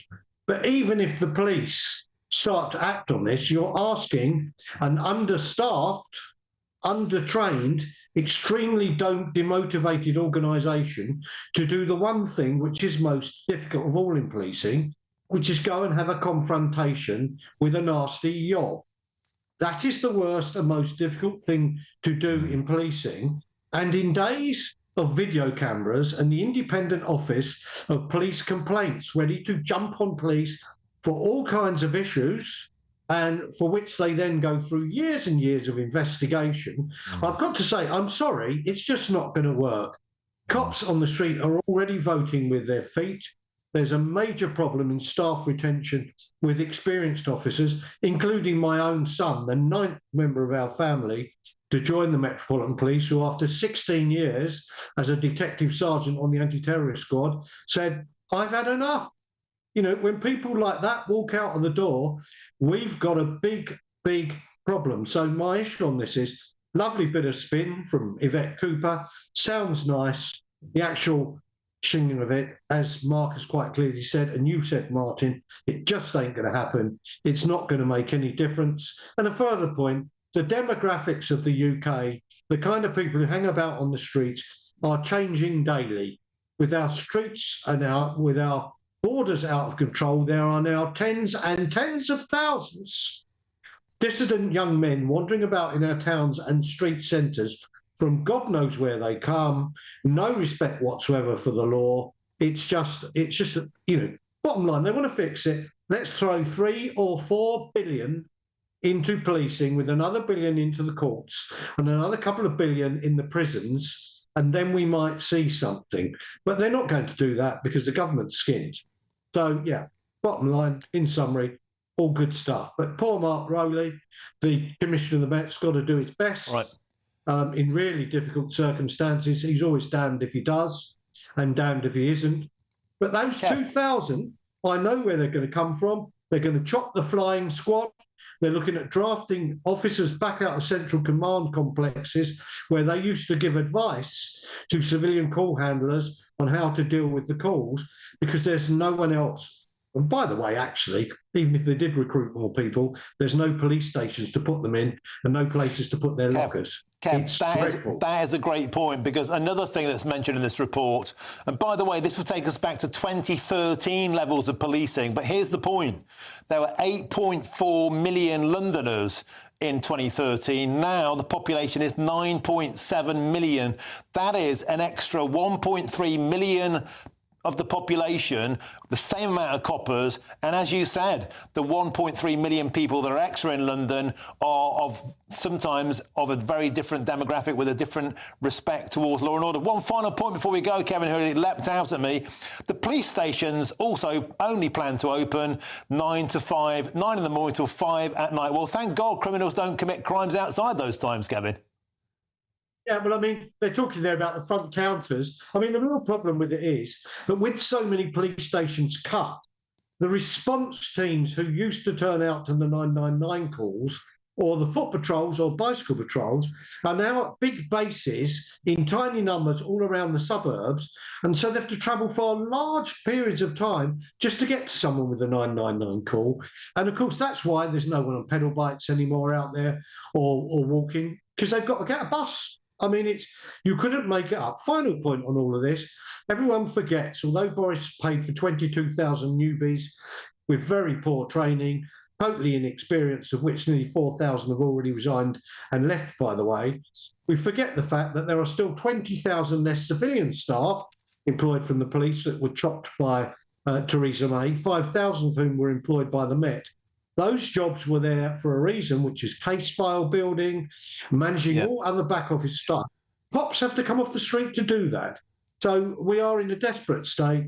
I don't welcome the Mark Rowley's unfortunate position. He's really up against it, as are other chiefs. And may I say judges, Crown prosecutors and prison staff. Pay a few billion if you're serious. If not, stop the spin. Kev, we've got to leave it there. I'm sorry to hear about your boy leaving the force. That's a dreadful shame. And as far as Bobby's on the beat go, around my neighbourhood, I'm not joking, you're more likely, more often to see Santa Claus than you are to see a copper on the streets. Kevin Hurley, always a pleasure to have you on the show. Thank you very much. We simply have to move on. He did say he could talk about it for hours. Now then, how would you like to win your entire Christmas this year? I know that I would. Well, we're giving you the chance to win your entire Christmas with a very great British giveaway, courtesy of us here at GB News, a festive bumper edition. Here's the details that you need to try and win it. There's just 33 days until Christmas, and it's the final day to see how you could enjoy it on us. That's £20,025 in tax-free cash to make 2025 fantastic. £5,000 to spend on gifts for all of the family. £500 in vouchers to buy a slap-up Christmas lunch at your favourite supermarket. And finally, a GB News Christmas goodie bag. Plus, we're going to get it all to you in time for the big day. For another chance to win, call 0903 681 3232. Calls cost £2 plus your network access charge. Text cash to 63232. One entry costs £2 plus one standard network rate message. Or text bonus to 63232. 5 entries cost £5 plus one standard network rate message. You can enter online at gbnews.com/win. Entries start from just £2. Or post your name and number to GB09 PO Box 8690 Derby DE1 9TT. UK only. Entrance must be 18 or over. Lines close at 6 p.m. today. Please check the closing time if listening or watching on demand. Good luck. Coming up, almost 1 million under 25s are out of work. Is this a legacy of COVID lockdowns or is something else afoot? We'll discuss that after the break with me, Martin Daubney, here on GB News, Britain's news channel.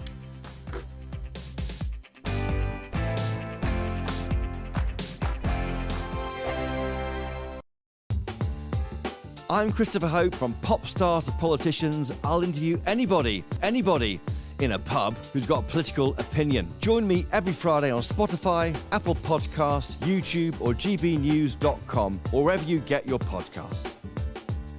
This is GB News, the People's Channel. This is GB News, Britain's news channel. It's a time for the vegan community to get together, as well as an opportunity for non-vegans to try going plant-based. Well, joining us now is some of her delicious hummus, and we both love hummus. This is a great thing. This is the founder of Chickpea, Hannah McCollum. Hannah, lovely to meet you. And you've brought in some of your beautiful products in front of you here. So can you talk us through some of them? Yeah, absolutely. So I have a range of chilled hummus, and then latest to the range of a new ambient snack pot, which is a fridgeless hummus that doesn't require refrigeration. But I started Chickpea because of my love for hummus, but also sustainability and reducing food waste and encouraging people to be more plant-based without saying go vegan. Does normal, say, traditional hummus have anything that's not vegan appropriate in it? Not really. No. I think it's always chickpeas, olive oil, maybe some other bits. Yeah, lemon juice, aquafibre or water to help with consistency, garlic, and rapeseed oil or olive oil. And there's a bit of a misconception about veganism that I hear a lot, where people say, look, I'm not a vegan, I love my steaks, I'll just get out of there now. But there's a misconception that you don't get the protein, you don't get the fats, and you're kind of just eating processed salads and, fake meat and things. But that's not quite the case, especially with chickpeas, right? Yeah, I think protein is really important, and actually a lot of people think I need a certain amount of fish every week or meat, but actually a lot of the fish and meat that you're eating are eating higher protein foods, so algae, seaweed, pulses, all these types of plant-based foods For me, veganism is like you could have a delicious rye-seeded bread with just loads of roasted vegetables, seeds, tahini sauce on top. That sounds. And there's nothing beige in there at all. GB News, the People's Channel. This is Britain's Newsroom, where your voice matters. It's just astonishing. With expert analysis and honest opinion, we don't just keep you informed. We bring you unique perspectives you won't see anywhere else. Can't argue with any of that. When the news happens, it happens here. On Britain's Newsroom, weekdays from 9:30 a.m. Only on GB News. In the GB Newsroom, we bring you the news as it happens. With our team of dedicated journalists across the UK, we're ready to keep you up to date with what's happening every half an hour, every single day. Bulletins here on GB News. The People's Channel. Britain's news channel.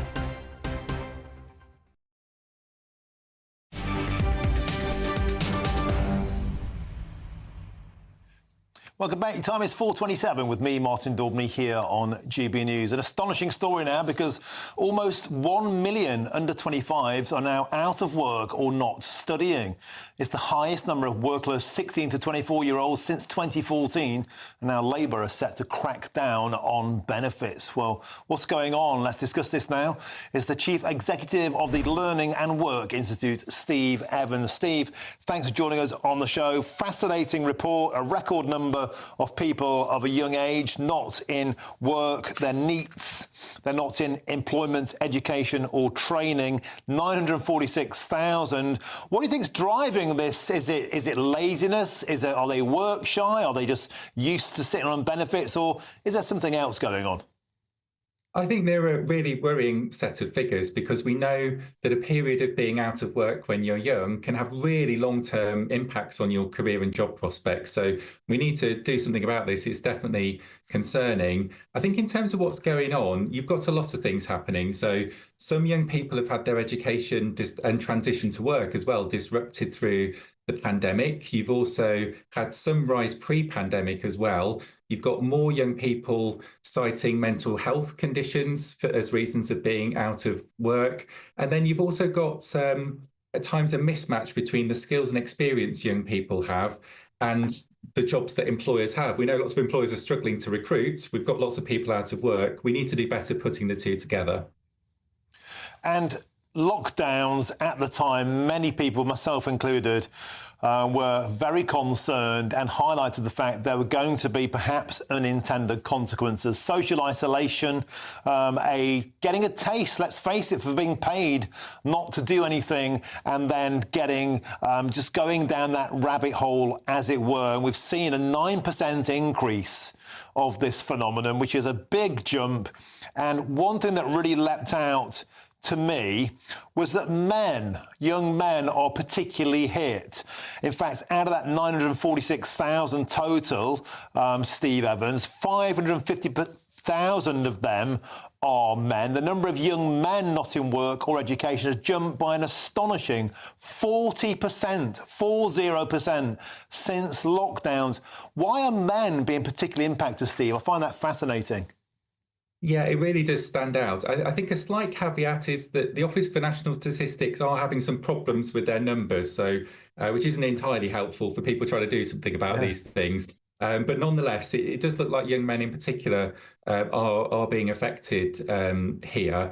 And what you've seen, I think, we've got declines in the number of young people working whilst they're in education, so combining the two. So you come out of education sometimes without the experience of the world of work.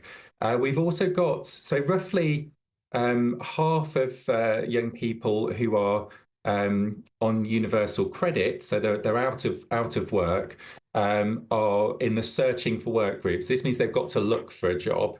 But the other half are in categories which means they're either judged as too ill to work or they're caring for young children or whatever it happens to be. Doesn't mean that they can't necessarily do anything, but we're not offering them enough support. The other thing I'd mention is that apprenticeships can be a great way for young people to combine earning and learning. But the number of young apprenticeships has gone down by a third since 2017. So we really need to get those numbers up as well. Steve, could it also be, just very quickly, the fact that it's so easy now to get signed off with mental health issues. There are barely any checks. You don't have to prove anything. Is there some merit in perhaps the cynical notion that mental health can be used in a way now that we may have seen I've got a bad back being used in the old days? Well, I think the Treasury is very concerned about the rising disability benefits bill, but also if you talk to lots of people on disability benefits, they haven't found it particularly easy to get on there, and they have had to go through this thing called the work capability assessment to prove that they need to be there. What I do think we need to do, and the government will, I'm sure, look at or needs to look at, is even if you're too ill to work now, are you too ill to work ever? Or are you too ill to do a training course? Or could we adjust things so that actually you could do some work now? Because work can be good for your mental health as well. We need to remember that. I wonder actually if something else is going on. Here's my 2 pennies worth, and that is we've seen mass immigration of a lot of men, a lot of low-skilled men. At the same time, men are the least likely to attend university. They come out with poorer life outcomes, particularly the white working classes. I wonder if that's a perfect storm that is shoving these forgotten men onto benefits, and no one cares about them. Now, you're a man, you're born lucky. Maybe men have had their time. Just my thoughts. Steve Evans, thank you very much for joining us on the show for your insight. Excellent. That's the Chief Executive of the Learning and Work Institute, Steve Evans. Now, loads more still to come between now and 5 o'clock. But first, here's your latest news headlines.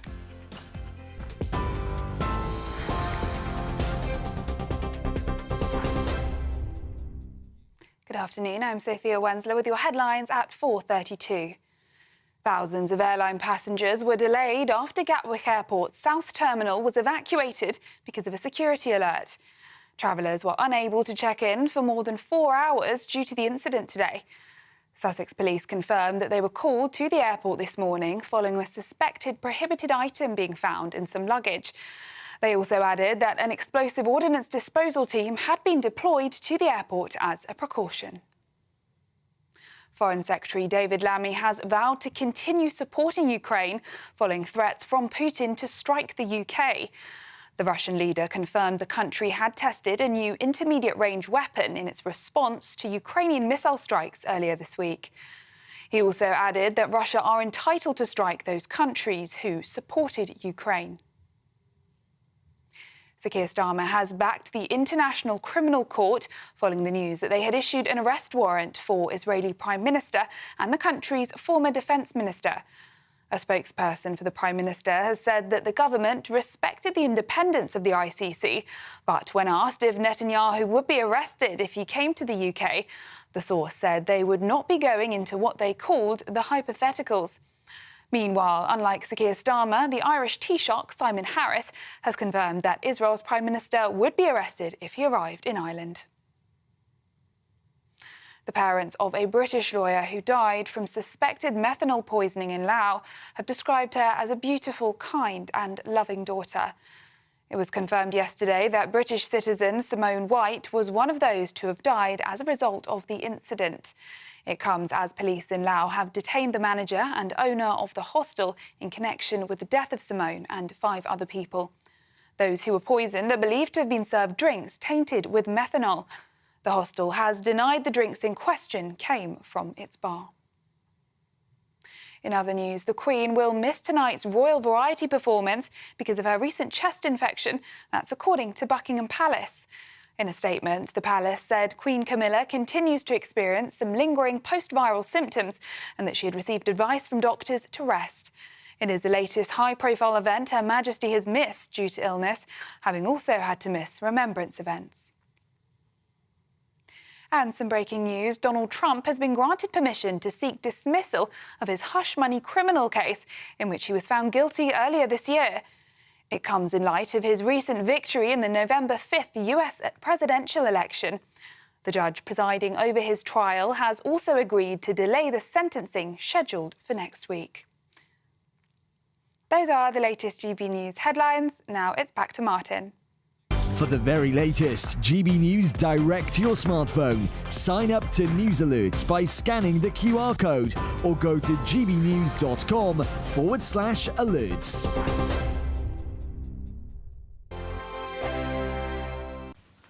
Hi there, welcome to the latest update from the Met Office for GB News. Plenty of weather to talk about for this weekend, but for the rest of today, at least it's bright, it's dry, there's some sunshine. It is still cold with icy patches, and then Storm Bert starts to move in overnight. Now that's going to bring a lot of mild air, some wet and windy weather, but as it clashes with the cold air, some parts of the UK will see significant snowfall. Ahead of that, there are some wintry showers into the northwest of Scotland, northwest England. They fade away overnight with clear spells at first, at least in the east and the north. It's going to be chilly with temperatures dipping below freezing. Then the rain arrives, falling as snow for a time for parts of Northern Ireland and mid to North Wales. Doesn't last. The mild air rushes in, along with strengthening winds, and as a result, it's going to turn back to rain for Northern Ireland and Wales. But it's a different story for Scotland and Northern Ireland. As that band of rain bumps into the cold air, we can expect 2 to 4 hours of heavy snow, accumulating very quickly through the morning, 5 to 10 centimetres at lower levels across parts of northern England into central and southern Scotland, 20 to 40 centimetres over hills with blizzards and ice accretion as well. So really hazardous conditions across northern England and Scotland throughout Saturday morning into early afternoon. Before then, the mild air arrives along with a strengthening wind, widespread gales, especially in the west, and the snow turns back to rain for northern England and Scotland with a rapid thaw setting in. So we might start the day with snow, but we end the day with temperatures in the double figures, even 15 Celsius in the southwest, but with heavy rain and risk of flooding across Wales and the southwest with that rain accumulating through Saturday and into Sunday. More than 100 millimetres possible over higher parts of South Wales and Dartmoor. Then a quieter spell at first next week. After a very mild Sunday, temperatures return closer to average. The latest GB News travel. Good afternoon. Hello, I'm Jules Buckley. The M56 queuing both ways, junction 3A to 4, a collision causing those delays. Seeing some queues southbound M6 Middlewich to Sandbach, 18 to 17, a breakdowns blocking a lane, an obstruction causing congestion on the southbound M6 this afternoon around Coventry, junction 3 to 2. 2 lanes are currently coned off. Northbound M3 away from Eastleigh at 12 up to 11. There's queues there, a lane shut. Westbound M4 in London, Brentford at 2. Through towards Hayes and Heston at 3. 2 lanes shut, very slow both sides of the road. There's a vehicle fire. And worth noting, if you're heading towards Gatwick Airport this afternoon, there's still major disruption being reported, so best to check before you travel, before you head out. We're seeing delays of over 90 minutes at the moment, and that's the latest. You can stay up to date throughout the day by visiting our website gbnews.com.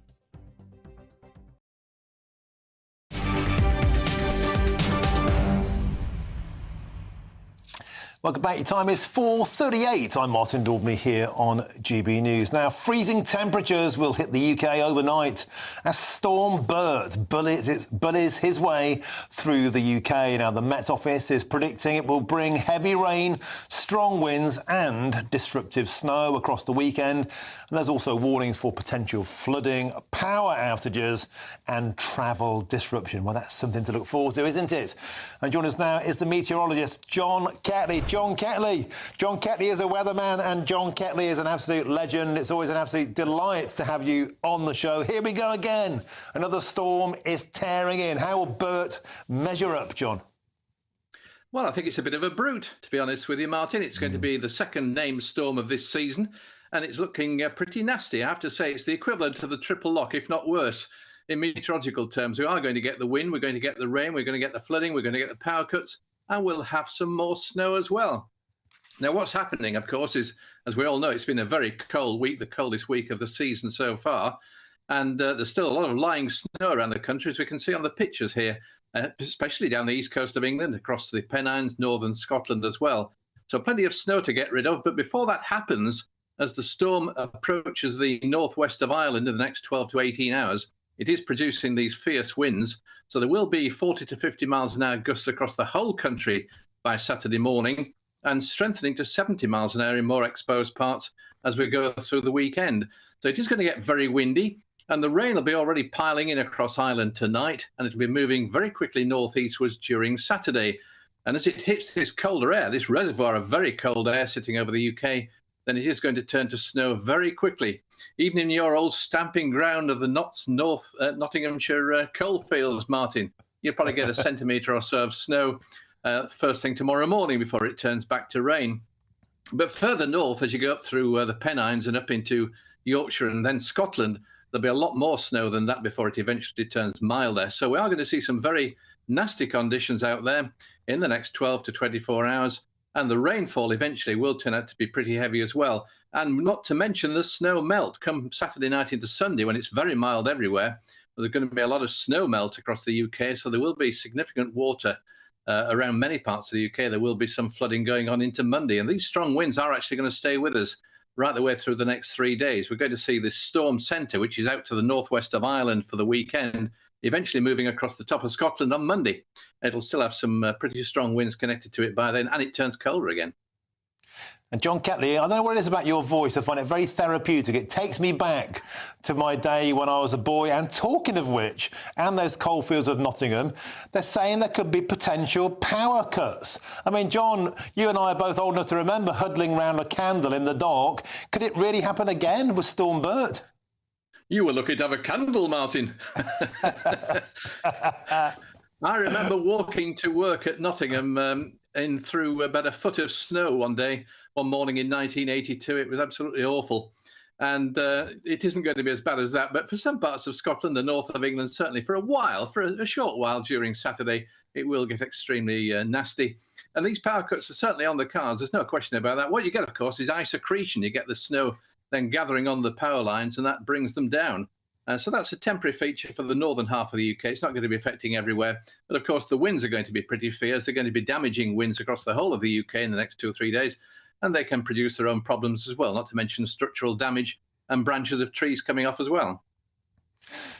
John Ketley, it's an absolute delight to have you on the show. I genuinely mean that. I always love you, mate. Thank you very, very much. And you've made a rather miserable storm actually seem, very, nice. Thank you, John Ketley. Always an absolute pleasure to have you on the show. Thank you very, very much. Mine, there you go. Now, Labour said it would end the use of asylum seeker hotels, but a luxury Warwick hotel has this week become home to 360 male asylum seekers. I'll speak next to a local who's deeply concerned about that. I'm Martin Daubney on GB News, Britain's News Channel.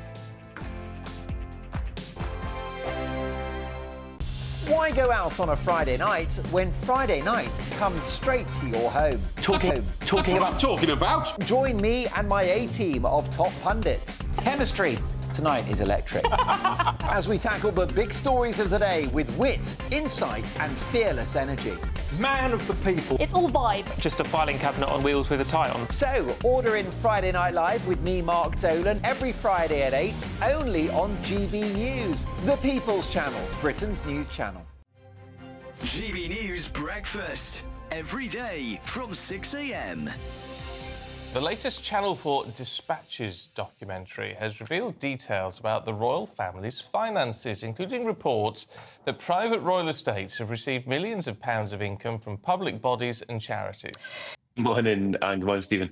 Absolutely, I'm not shocked either. And also, as a former butler, I was also a duchy rentee. I used to rent one of the properties, and we were always aware of the property portfolio. I don't think it's kind of a bit news thing. Obviously, part of the, if you like, the business side is these two duchies, Cornwall and Lancaster, and the late Queen obviously was the Duke as well of Lancaster, and now you've got the Prince was obviously, or the King, when he was Prince, had the duchy. And these properties, portfolios as well, I mean, obviously they make money. I mean, but they've been around for, I think they go back to George III, if not before. GB News, the People's Channel. Good Afternoon Britain isn't just about us. The wonderful thing about this programme is it's about everyone watching. It's an interactive programme. Well, there absolutely is something to see here, and we're going to be talking about it more. Whether it's breaking royal news, Will, please bring us up to date. or indeed a particularly punchy speech in the House of Commons. Very, very curious. We bring it to you live, and then we bring you live reaction as well. That's Good Afternoon Britain, weekdays from midday. Only on GB News, the People's Channel, Britain's news channel.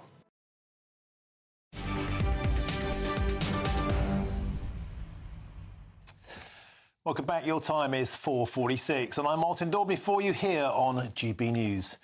Now, 2 councils in Warwickshire have issued a joint statement about the news that a hotel in Warwick is being used to house refugees. Warwickshire County Council and Warwick District Council said the Home Office has decided to use a local hotel for the accommodation of asylum seekers. And this is the Home Office's decision as part of a national response to current challenges within the asylum system. We are told that this is a temporary arrangement. Well, joining me now to discuss this, a man who hopes it is temporary. That's the local businessman, Kevin Murphy. Kevin, thank you very, very much for agreeing to speak to us today on GB News about this. So the Labour Party said they were going to end the use of asylum hotels, depending on the way you look, costs us between £8 and £4 million every single day. And yet here we go in your manor around Warwick. Suddenly you found out this week that's not the case, and a luxury hotel has been flipped and is now filled with asylum seekers. Tell us more. Tell us how you feel about that, Kevin. Well, it's been a main topic of conversation in my bar. I've got customers that come in Leamington and in Warwick, and they're just very concerned. There's people that have booked that hotel for Christmas parties that have been cancelled. They're very concerned of the people that have been let in. You know, if I go on holiday, for example, I need to show a passport. You need to be checked and verified. You get searched at the airport. But these people just come over. We don't know who they are. We don't know how old they are. We don't know if they've got a criminal record, if they've got any diseases like, I don't know, typhoid or anything like that whatsoever. And it's just a concern. And it's on top of that, it's the cost as well. The absolute astronomical cost of it. And that's the same time when the pensioners that have taken their fuel allowance have been taken off them. Yeah, and Kevin, of course, we can't go into any details of where this hotel... It's a lovely hotel as well. Yep, as you can see on the screen there, Kevin, it is, let's face it, it looks like the kind of hotel you'd be delighted to have a wedding reception. There's a plush bar, you can see on your screen there, ample seating area. It looks incredibly salubrious. Look at it, it's a sculpted architecture finished interior. In this footage, it was supplied to us by Truth Hurts. That's a YouTube account, and on social media, they also in this room have their own dedicated. This is an NHS dedicated room, so there's healthcare on tap. There's free food on tap. The heating is blasting out on tap, and the broader issue here, Kevin Murphy, 360 men dumped on the community, and there was absolutely no consultation of this whatsoever. And as I understand, you found out. I mean, how did you find out about it? Found out mainly from, I say, my customers that live in Warwick told me about it, but it's all over Facebook, our local Facebook. But as well, it's all males. Where's their wives and girlfriends and sisters? And it's all males, 18 to 24 maybe. It's just disturbing for a lot of people. And then also the staff who work at that hotel, when they took that job on, they thought, that's a great little job. I'm a waiter or waitress or barman or porter. And they're probably thinking, oh, I don't really want to serve all these people. So it's just not right. And I said, the cost as well, absolute fortune it's costing. And again, without going into the location of this hotel, we're not legally allowed to do that. But in general terms, as I understand it, it's a long way from the town. So I mean, what's going to be happening? They're going to be the men are going to be milling around country lanes, and you know, Warwick Castle. It's a beautiful town. It's a very, very picturesque part of the United Kingdom. This is not the sort of thing that's on your agenda has ever happened to you before, Kevin Murphy? No, that's right. As I say, it's just it's a question of priorities. You know, there's so many more things we could be spending our money on, as opposed to putting them people up and say three meals a day, lovely accommodation, heating, swimming pool, everything there for them. And I say, I do know some people who have had their Christmas parties was booked for that hotel, and now they've cancelled. So they've got to rebook somewhere else and scrabble around, maybe too late notice now to get booked in somewhere else. And Kevin, may I ask you, the weather's getting colder. You must know a lot of pensioners who come into your pub. I understand you're a pub landlord, Leamington there. You must have a lot of pensioners coming in who are very, very concerned about their winter fuel allowance, their heating bill. How's it making them feel to see basically a luxury hotel laid on for people who many of whom may have come here illegally? Yeah, well, it's like my mum. She's around the house now, and she doesn't put a house coat on anymore. She puts a proper coat on because she's too cold around the house, so she can't afford heat. I mean, we all chip in for heating bills a little bit, but heating is going up in January anyway by 1.2%. So they've lost their heating allowance, and the heating bills will be going up. But these people over there, they have no concerns. They have no worries, nothing at all. In front of the heating on with the windows wide open because it's too hot. You don't know. You do see that a lot across the UK. Thank you very much for joining us, Kevin Murphy. Thanks for speaking out, and thanks. Take care and say hello to all of your customers, your punters at your pub there, local businessman Kevin Murphy in Warwick, about that hotel. 360 men have been housed there, a £9 million contract, as we understand, from the Home Office for that. And nobody in the area was remotely consulted. Now, we've got a couple of statements to read out here. And the local Labour MP, Matt Weston, has said this: I am very aware of the frustration that there was little to no notice around this decision being taken. I have no power over such decisions, but to those in the Home Office, I have already expressed that better and earlier communication is expected. The need to continue and to expand the use of hotels for these purposes is because of a massive backlog of asylum cases inherited from the last government. This is not a statement to place blame, but to set out the reality of the situation. And we've got another statement here from the Warwickshire County Council and Warwick District Council. They issued a joint statement together which says this: we are working closely with the Home Office, Serco, local health services, police and community organisations to ensure that the needs of both our local community and those seeking refuge are addressed. And while we understand the concerns surrounding the impact on local services and facilities, we remain committed to upholding these values and supporting all members of our community. There we go. So there was no consultation. The local MP says he's got no power over it. The Home Office has just made this call.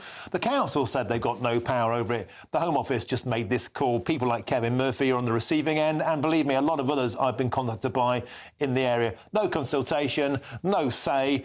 It's a done deal. Simply dumped in their area. And remember, the government said that they would end the use of these asylum hotels. Now, stick around. We've got loads coming, including another furious farmer.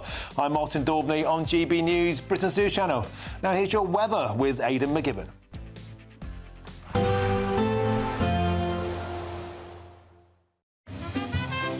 Heavy showers first thing will be followed by a warm, cosy day. Boxed boilers, sponsors of weather on GB News. Hi there, welcome to the latest update from the Met Office for GB News. Plenty of weather to talk about for this weekend, but for the rest of today, at least it's bright, it's dry, there's some sunshine.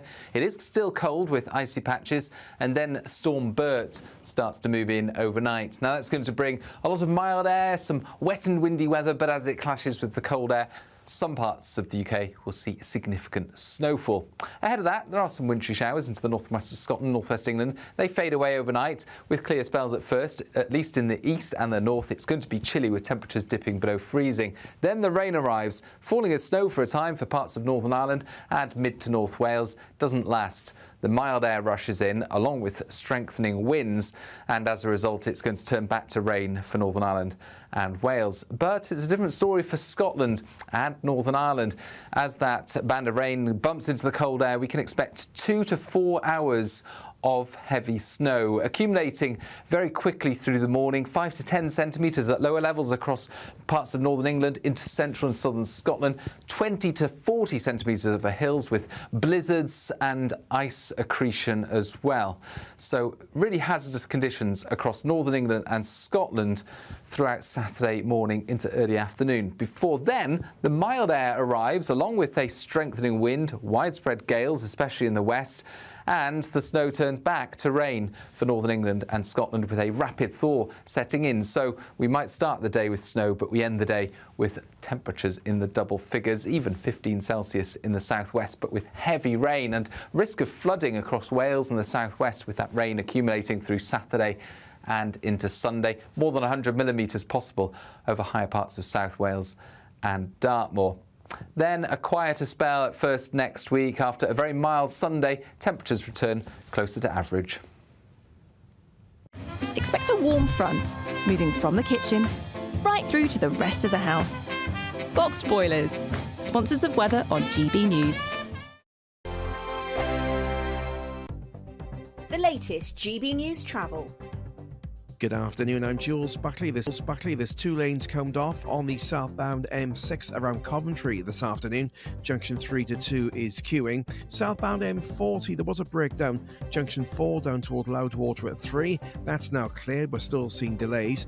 London westbound M4 stop-start to Brentford. Junction 2 through towards Hayes and Heston at Junction 3. Now currently 2 out of 3 lanes are combed off. A vehicle fire there causing delays east and westbound. The northbound M3 in Hampshire, easterly at 12, up towards Winchester South at 11. Now queuing before Chandler's Ford at 13. An obstruction on the road there and a lane closure in place. And still seeing major disruption at Gatwick Airport this afternoon. There's cancellations and delays are up to 90 minutes. Certainly worth checking before you head out to Gatwick. And that's the latest. You can stay up to date throughout the day by visiting our website, gbnews.com. This is the final week to grab your chance to win Christmas on Us this year. There's £20,025 in tax-free cash. There's £5,000 to spend on gifts for all the family. There's £500 to spend in your favourite supermarket. And a festively themed GB News goodie bag. We'll get it all to you in time for the big day. For another chance to win, call 0903 681 3232. Calls cost £2 plus your network access charge. Text cash to 63232. One entry costs £2 plus one standard network rate message, or text bonus to 63232. 5 entries cost £5 plus one standard network rate message. You can enter online at gbnews.com/win. Entries start from just £2, or post your name and number to GB09 PO Box 8690 Derby DE1 9TT. UK only. Entrance must be 18 or over. Lines close at 6 p.m. on the 22nd of November. Please check the closing time if listening or watching on demand. Good luck. It's Patrick Christie's Tonight, and here we do things differently. It's explaining the absolute madness of this, doesn't it? It's explosive. I mean, this is very good. It's lively. 850. Your government sat there, Sean, and it did nothing. It's controversial. And the Middle East has been in turmoil since before I was born. It's everything you need to kickstart your evening. Everyone's had their Weetabix tonight. I love to see it. That's Patrick Christie's Tonight, weeknights from 9 p.m. Only on GB News, the People's Channel, Britain's news channel. Welcome to State of the Nation, daily plunge into the stories shaping our country. I'm Jacob Rees-Mogg, and Monday to Thursday we bring you the insights, the facts, the truth about how our country is being governed. Because what happens in Downing Street matters down your street. Tune in to State of the Nation every Monday to Thursday, 8 to 9 o'clock. Only on GB News, the People's Channel, Britain's news channel.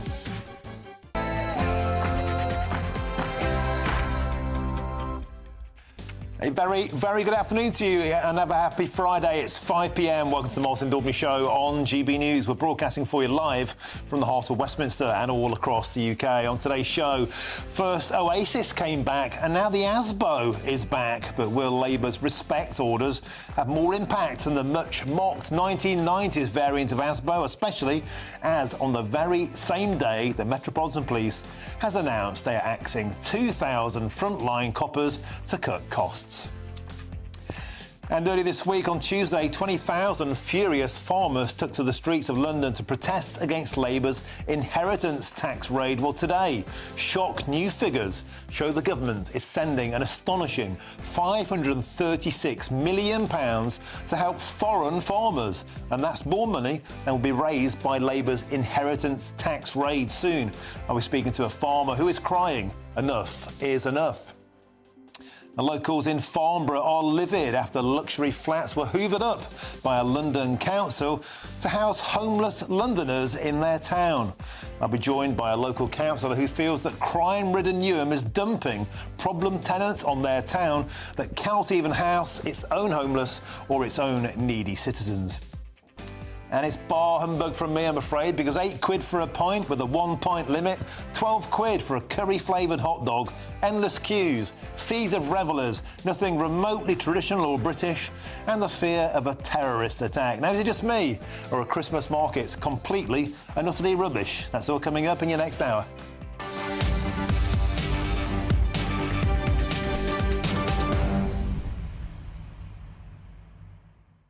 Yeah, they're screaming bar humbug at me in my ear. Maybe they've got a point, but, you know, I am a bit fed up of being overcharged for a Viking drinking horn. What's a Viking drinking horn? What's that got to do with Christmas? What about a curried hot dog? Don't want any of that. But on a serious point, we're about to bring you a fantastic exclusive. Locals in Farnborough have found out that a luxury block of flats, you will not believe the pictures, marble-lined showers, fitted kitchens, brand new, bespoke apartments, simply bought up by a London council, and they are sending tenants, homeless tenants from London to their town. No say-so, no vote, nothing. Simply a fait accompli. I'll be speaking to a councillor soon about that to try and get to the bottom of what locals are calling an absolute disgrace. Get in touch, gbnews.com/your say. But now here's your headlines, and it's Sophia Wensler.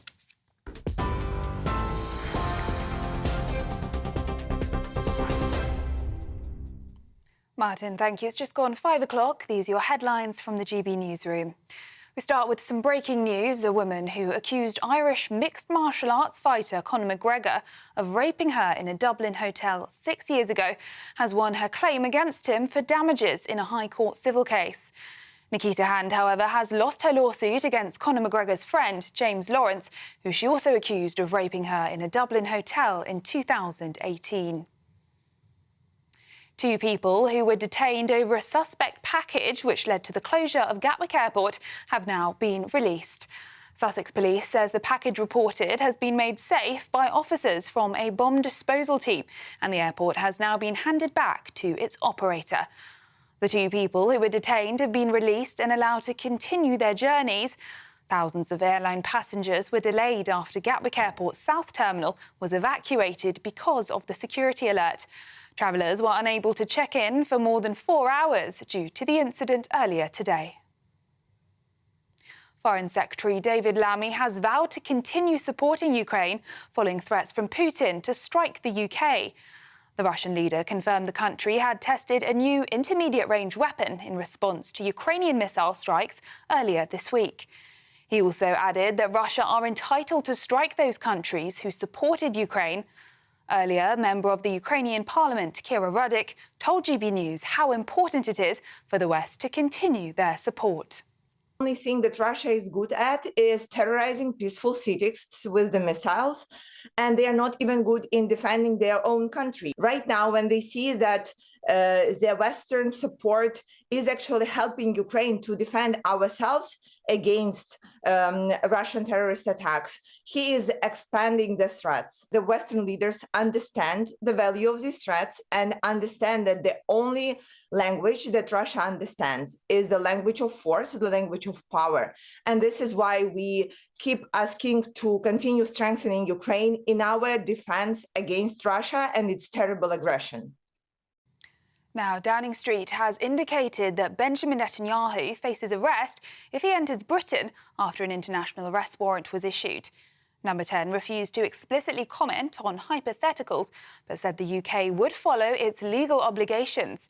It comes after the International Criminal Court issued a warrant for the Israeli Prime Minister and his former Defence Minister, Yoav Gallant, over alleged war crimes in Gaza. In other news, the Queen will miss tonight's Royal Variety performance because of her recent chest infection. That's according to Buckingham Palace. In a statement, the palace said Queen Camilla continues to experience some lingering post-viral symptoms and that she had received advice from doctors to rest.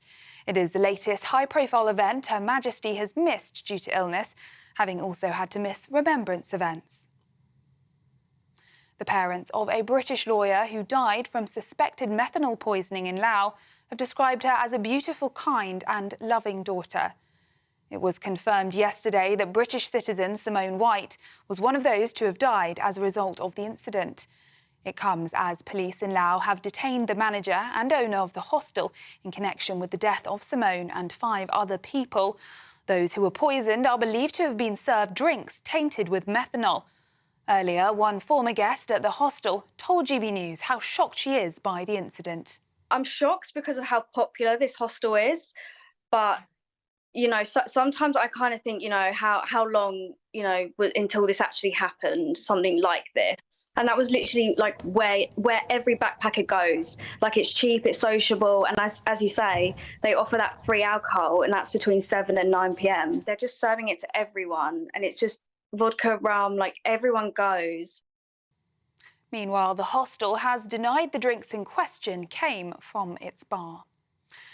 And to the US now, where Donald Trump has been granted permission to seek dismissal of his hush money criminal case in which he was found guilty earlier this year. It comes in light of his recent victory in the November 5th US presidential election.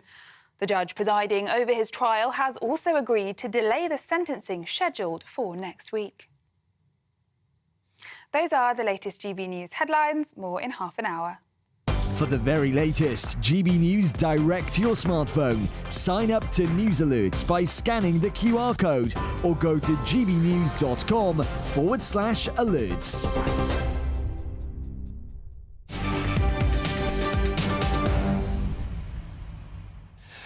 Thank you, Sophia. Now let's get cracking in this final hour of the show. And it's this one. Persistent antisocial behaviour offenders could face up to 2 years in jail as Labour plans to reinstate a form of ASBOs. The new so-called respect orders are expected to be introduced as part of the government's crime and policing bill next year, what the government are calling a return of law and order for the UK. Well, let's get more now from our Home and Security Editor, Mark White, who joins me now. Mark, first they brought back Oasis. Now they're bringing back ASBOs, both relics, of course, of the 1990s. Now, of course, we need to clamp down on antisocial behaviour. There are 1 million antisocial behaviour incidents reported to the police last year. A third of the public have seen them. The big question is a reheated offering going to solve the problem?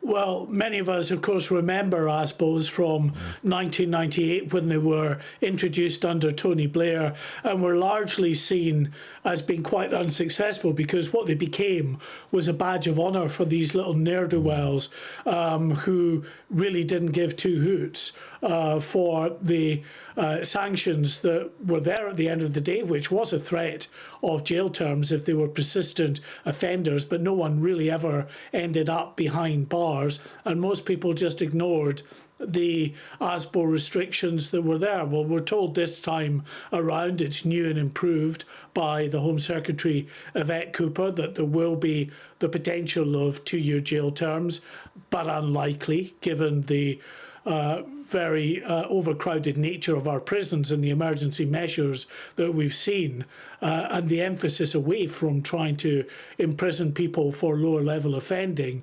More likely would be fines or community sentences, work programs, home curfews. If they are ever implemented, they also require a resource to be implemented as well. And at the end of the day, does our criminal justice system have the capacity to start dealing with many more crimes? Well, I think it's doubtful, to be honest, because it's already at capacity right throughout the criminal justice system, from policing to probations to prisons to the courts. They're all at capacity. They're all struggling to deal with the level of crime that they have. And if there's to be a renewed emphasis on actually going after more in the way of offences, and you're quite right to point out these 1 million antisocial behaviour type offences that have taken place in the last year, that is only a fraction of the number of such offences. Most people don't even report antisocial behaviour because they know they're not going to get a police response. If they think they are going to get a police response now, then the level of reporting to the police will be even more sustained. So it's difficult to see, despite what the government says it wants to do with a refocus on core policing, how they can actually make this work without significant new resources into law and order. Mark, you're absolutely right. I remember well certain more colourful characters in my hometown in Nottingham. They thought it was a good weekend if an ASBO was in the Nottingham Evening Post on a Monday morning. As you say, it was a badge of honour. But I have to discuss this second story today. Astonishing, reported on the same day. The Metropolitan Police axing 2,000 coppers. The precise coppers that will have to enforce these so-called respect laws, and that will take us back to 2013 levels of policing. The problem there, of course, Mark White, the population of London has gone up from 8.4 million in 2013 to 9.7 million people now. That means there'll be 2013 levels of police to take care of 1.3 million more people. That's a recipe for even more antisocial behaviour, surely.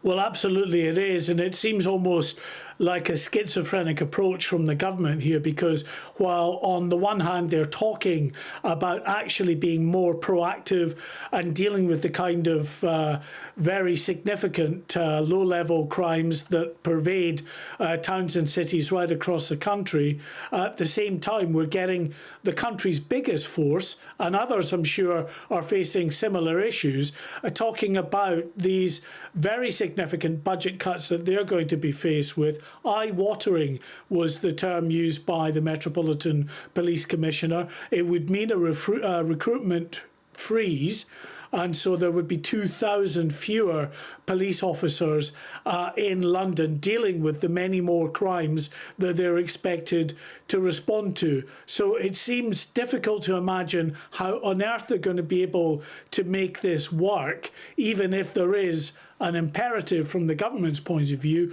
on trying to deal with the issues that so many of our audience are very exercised about and engage with your programme and others every time we discuss this topic, because antisocial behaviour, it's described as a low-level crime, Martin, but it absolutely blights communities and people's lives right across the country. This persistent offending that people really get understandably very angry about. You're absolutely right. You know, antisocial behaviour, fair credit, they are tackling it. It does blight communities. The Home Secretary, Yvette Cooper, said it chips away at them, at the sense of confidence and pride. It undermines local businesses and can have a devastating impact on victims. That's all true. But Mark White, something that really leapt out of this Metropolitan Police cutback, they're planning to only open the cop shops between 9 till 5 in the daytime. Well, that's great news. I'm sure all those criminals will simply stop committing crimes outside of office hours, Mark. Yeah, there have been so many police stations, front offices that have closed down in recent years. And actually, as part of the budget cuts, even more of those borough police stations will have to close. And the ones that do remain open will be on reduced hours. So, yes, it's difficult because, of course, people can contact the police through telephone services. But having a local police station within your borough that you can go along to, that you can speak face-to-face with an officer, is something that people feel very reassured about within their local communities, in the same way that they feel extremely reassured when they see officers on the beat in their communities. Now, police don't have a reduced level of sort of police officers doing that beat process out of choice or out of a desire not to properly police and patrol in the old-fashioned way that they used to.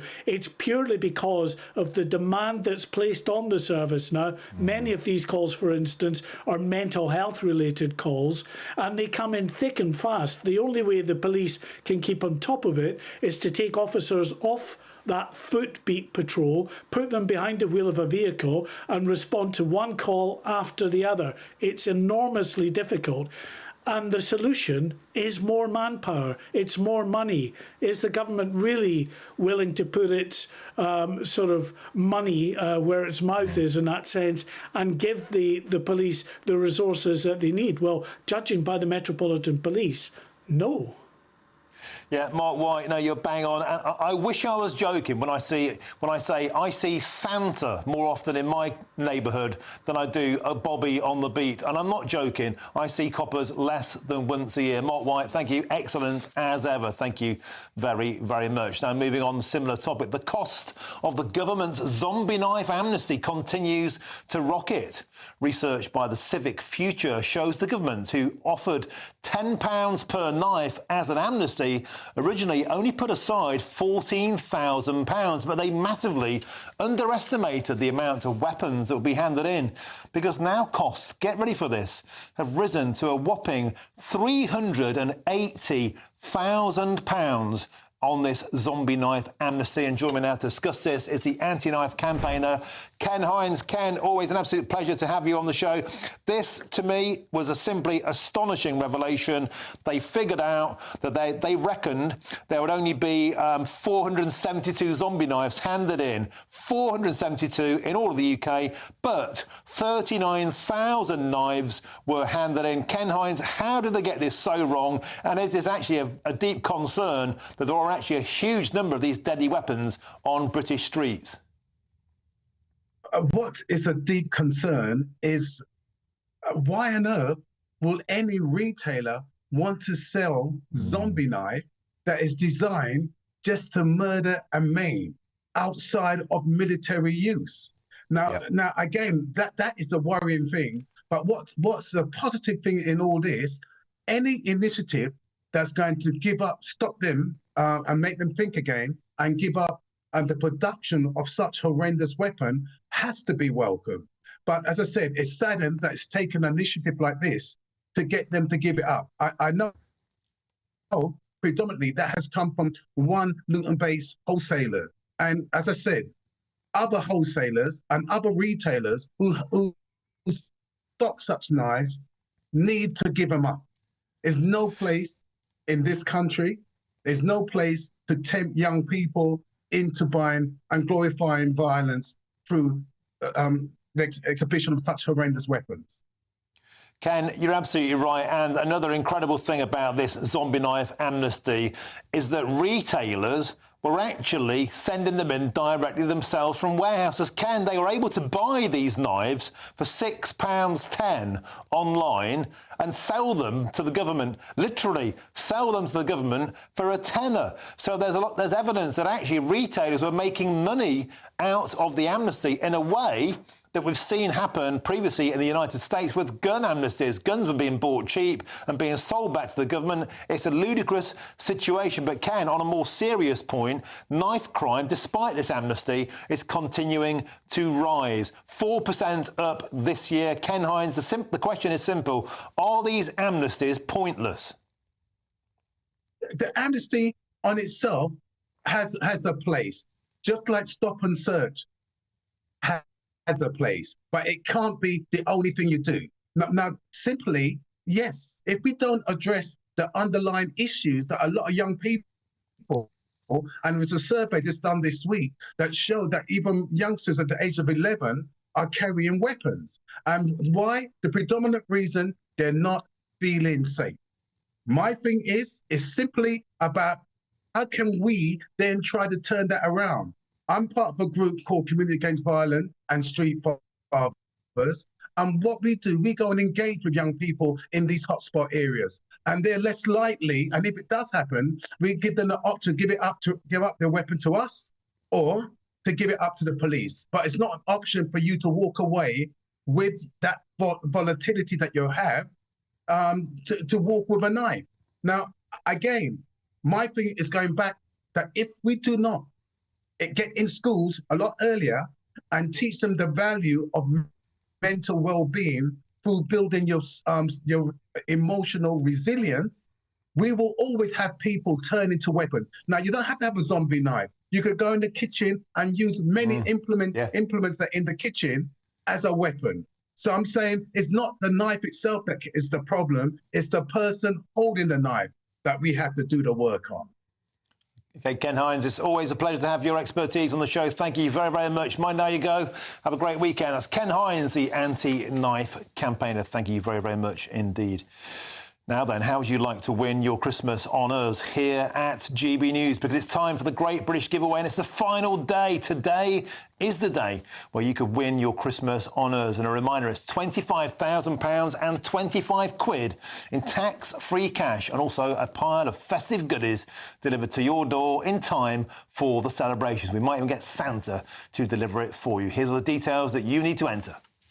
There's just 33 days until Christmas, and it's the final day to see how you could enjoy it on us. That's £20,025 in tax-free cash to make 2025 fantastic. £5,000 to spend on gifts for all of the family. £500 in vouchers to buy a slap-up Christmas lunch at your favourite supermarket. And finally, a GB News Christmas goodie bag. Plus, we're going to get it all to you in time for the big day. For another chance to win, call 0903 681 3232. Calls cost £2 plus your network access charge. Text cash to 63232. One entry costs £2 plus one standard network rate message. Or text bonus to 63232. 5 entries cost £5 plus one standard network rate message. You can enter online at gbnews.com/win. Entries start from just £2 or post your name and number to GB09 PO Box 8690 Derby DE1 9TT. UK only. Entrance must be 18 or over. Lines close at 6 p.m. today. Please check the closing time if listening or watching on demand. Good luck.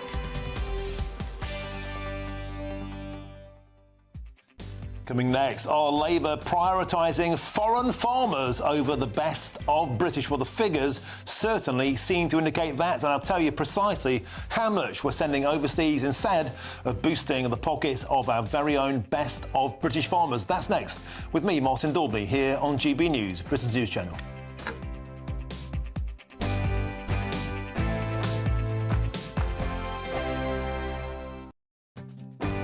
I'm Ellie Costello, and thank you so much for joining us here on GB News. GB News, the People's Channel, Britain's news channel. This is Britain's Newsroom, where your voice matters. It's just astonishing. With expert analysis and honest opinion, we don't just keep you informed. We bring you unique perspectives you won't see anywhere else. Can't argue with any of that. When the news happens, it happens here. On Britain's Newsroom, weekdays from 9:30 a.m. Only on GB News. Martin Daubney, weekdays from 3 p.m. After the Hollywood ending that Wrexham Football Club have got, can Chorley FC benefit from a bit of the old celebrity magic dust? I can't see why not. The guys have been down a few times now, and when they do come down, obviously they're bringing that with them. A little town like Chorley doesn't see much of the charts and big stars, so it's really nice to see them, and we always welcome them when they do come down. And Mark, give us a flavour of the level of football. I understand you're in the National League North, right? That's 6 rungs down from the top flight. I mean, you're only just down the road from Manchester City, right? But I mean, give us a flavour of the two different worlds between your club and Man City. Our players are all part-timers. So we've got kind of fitness coaches, we've got teachers, we've got all kinds of players who have full-time jobs alongside playing. Our average crowd is probably a tenth of what you get at Man City, probably even less than that. We get about 1,500 on a home game. The thing is, we know where we are and we understand where we are, and we are a real community club. Tonight, I'm ready now. I'm off to Marine, so off over to Merseyside. Playing the likes of Liverpool and Everton over on Merseyside would be kind of a dream come true. But we know where we are. We would just love to get to the Football League. So teams like Salford, Stockport County were in our division a couple of years ago, all flying now in the Football League. We just want to do the same. We sat down with the board last year and they told us a vision for the future, and that vision most definitely is that we want to be a Football League club. When we went to the Premier League, I know the boys have been saying that they 30 years will be in the Premier League and winning it. Well, let's hope we are, and let's hope I'm still around to see that. GB News, the People's Channel. the GB Newsroom, we bring you the news as it happens. With our team of dedicated journalists across the UK, we're ready to keep you up to date with what's happening every half an hour, every single day. Bulletins here on GB News, the People's Channel, Britain's news channel. I'm Michelle Dewberry, and this is GB News, the People's Channel, Britain's news channel.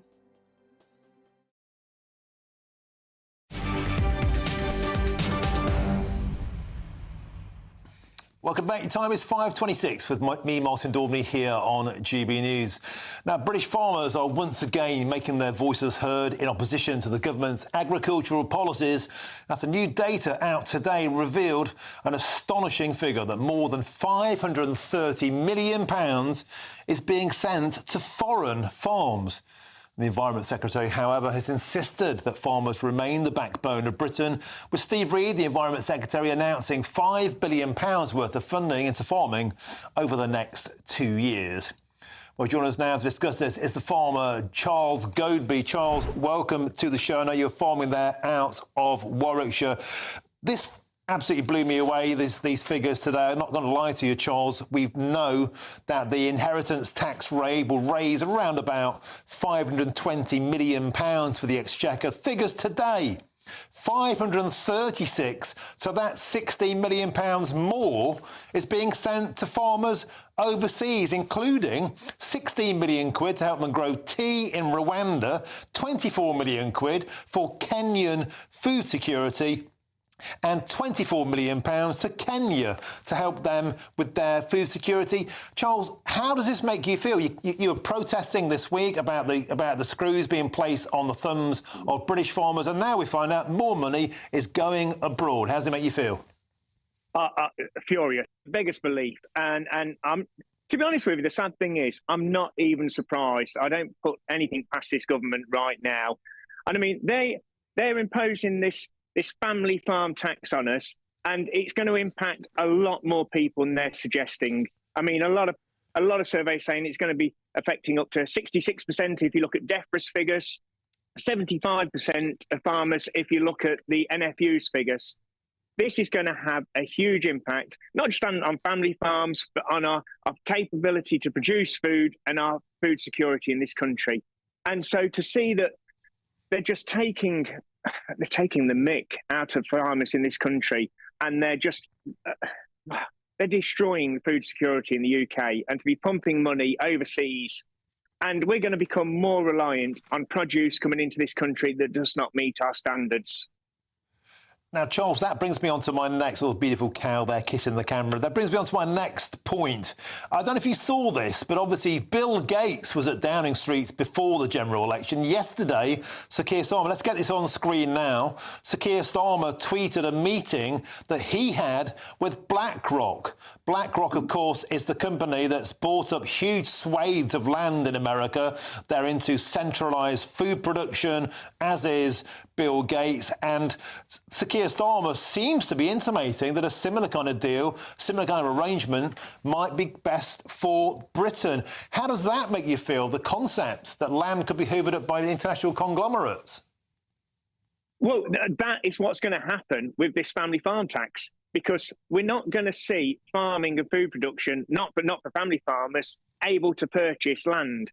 A lot of farmers are going to end up having to sell just to pay the tax. So who's going to buy it? It's either going to go into your large businesses that are just looking for carbon offsetting and planting trees, or it's going to go into your huge conglomerates who are going to be the new food producers. And we're going to end up seeing just a tiny few people in control of all of our food. And that is frightening. I think it was Henry Kissinger that famously said, if you control oil, you control governments. If you control food, you control the people. And this government needs to wake up and work out who's going to control us soon.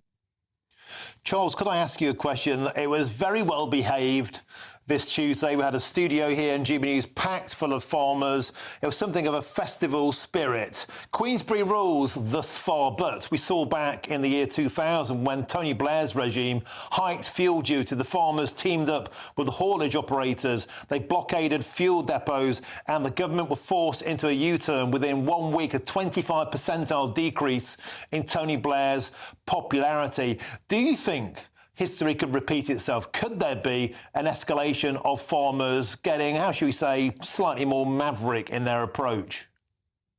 It's getting very close. I'm in a number of WhatsApp group chats, and there's a lot of farmers that are saying, they're wanting to do more, and they're wanting to do more now. It was really noticeable going around London, talking to the locals there, the people on the tube, the people afterwards on the streets that were saying, just hold the food back. It's that simple. And that is really the last thing we want to do, because we don't want to hurt, the general population, and it'll be the poorest in society that will get hurt. But it's getting close to that. We need to see what the government are going to do over the next 24, 48 hours, really, because I had meetings in Westminster with my MP. She told me, she admitted straight away, the Treasury figures are wrong. This is a Labour MP. And she told me there's a large number of backbenchers who are rebelling against the Treasury, but they won't vote against the whip just for fear of losing their privileges. And then last night I spoke to another local Labour MP, and she confirmed that, she's well aware that Treasury figures and those of DEFRA don't marry up. So they're aware that there's problems, so they've got to get that sorted out quick.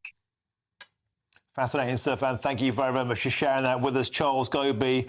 Tilling the land, feeding Britain the very best of British. Good luck to you, and thanks for joining us today here on GB News. You keep up the good work. Thank you. Now, there's loads more still to come between now and 6 o'clock, including locals in Farnborough are utterly livid after luxury flats were hoovered up by a London council to house homeless Londoners on their patch without them having any say in the matter. I'll be joined by a local councillor who feels that crime-ridden Newham is dumping problem tenants on their town. That's next, but first, here's your latest news headlines with Sophia Wensler.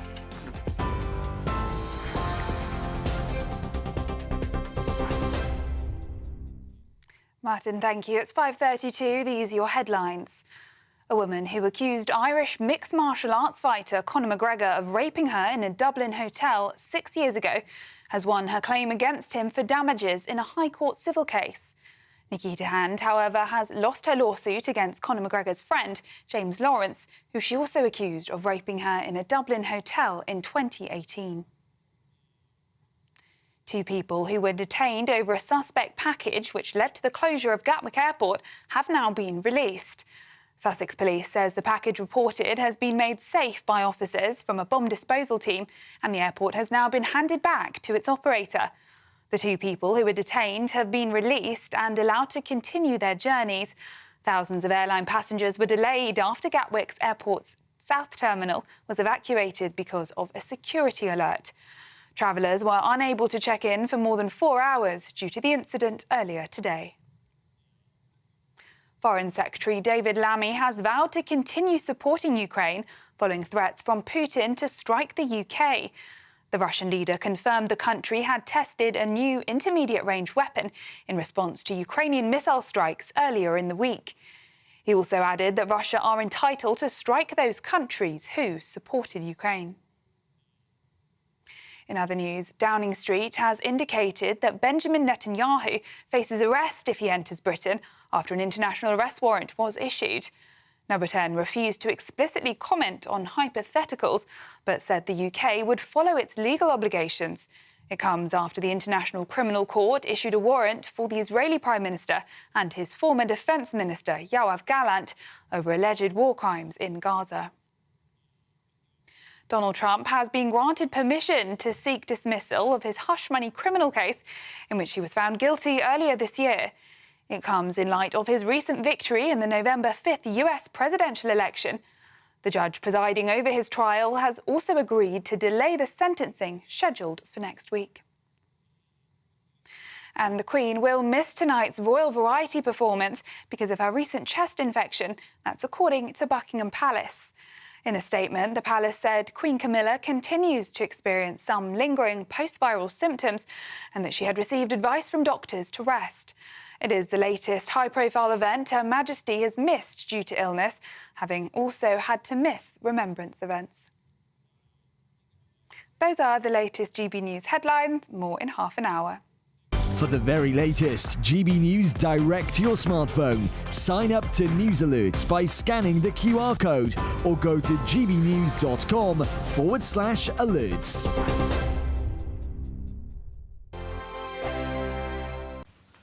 Hi there, welcome to the latest update from the Met Office for GB News. Plenty of weather to talk about for this weekend, but for the rest of today, at least it's bright, it's dry, there's some sunshine. It is still cold with icy patches, and then Storm Bert starts to move in overnight. Now that's going to bring a lot of mild air, some wet and windy weather, but as it clashes with the cold air, some parts of the UK will see significant snowfall. Ahead of that, there are some wintry showers into the northwest of Scotland, northwest England. They fade away overnight with clear spells at first, at least in the east and the north. It's going to be chilly with temperatures dipping below freezing. Then the rain arrives, falling as snow for a time for parts of Northern Ireland and mid to North Wales. Doesn't last. The mild air rushes in, along with strengthening winds, and as a result, it's going to turn back to rain for Northern Ireland and Wales. But it's a different story for Scotland and Northern Ireland. As that band of rain bumps into the cold air, we can expect 2 to 4 hours of heavy snow, accumulating very quickly through the morning, 5 to 10 centimetres at lower levels across parts of northern England into central and southern Scotland, 20 to 40 centimetres over hills with blizzards and ice accretion as well. So really hazardous conditions across northern England and Scotland throughout Saturday morning into early afternoon. Before then, the mild air arrives along with a strengthening wind, widespread gales, especially in the west, and the snow turns back to rain for northern England and Scotland with a rapid thaw setting in. So we might start the day with snow, but we end the day with temperatures in the double figures, even 15 Celsius in the southwest, but with heavy rain and risk of flooding across Wales and the southwest with that rain accumulating through Saturday and into Sunday. More than 100 millimetres possible over higher parts of South Wales and Dartmoor. Then a quieter spell at first next week. After a very mild Sunday, temperatures return closer to average. Join me, Nana Akwe, for an informative, interactive news programme with a difference. It's fun. No, he didn't say that, Dave. I'm so surprised. I think there's an element of truth to that. Join me from 3 p.m. every weekend, only on GB News, Britain's news channel. Nightmare commute? Kick it up a gear with GB News Radio. You can listen online and on DAB+ and on the GB News app. We're also on TuneIn and the Radio Player app. From the school run to rush hour, get revved up with GB News Radio. We are the People's Channel, Britain's news channel. I'm Christopher Hope. From pop stars to politicians, I'll interview anybody in a pub who's got a political opinion. Join me every Friday on Spotify, Apple Podcasts, YouTube or gbnews.com, or wherever you get your podcasts. This is GB News, the People's Channel.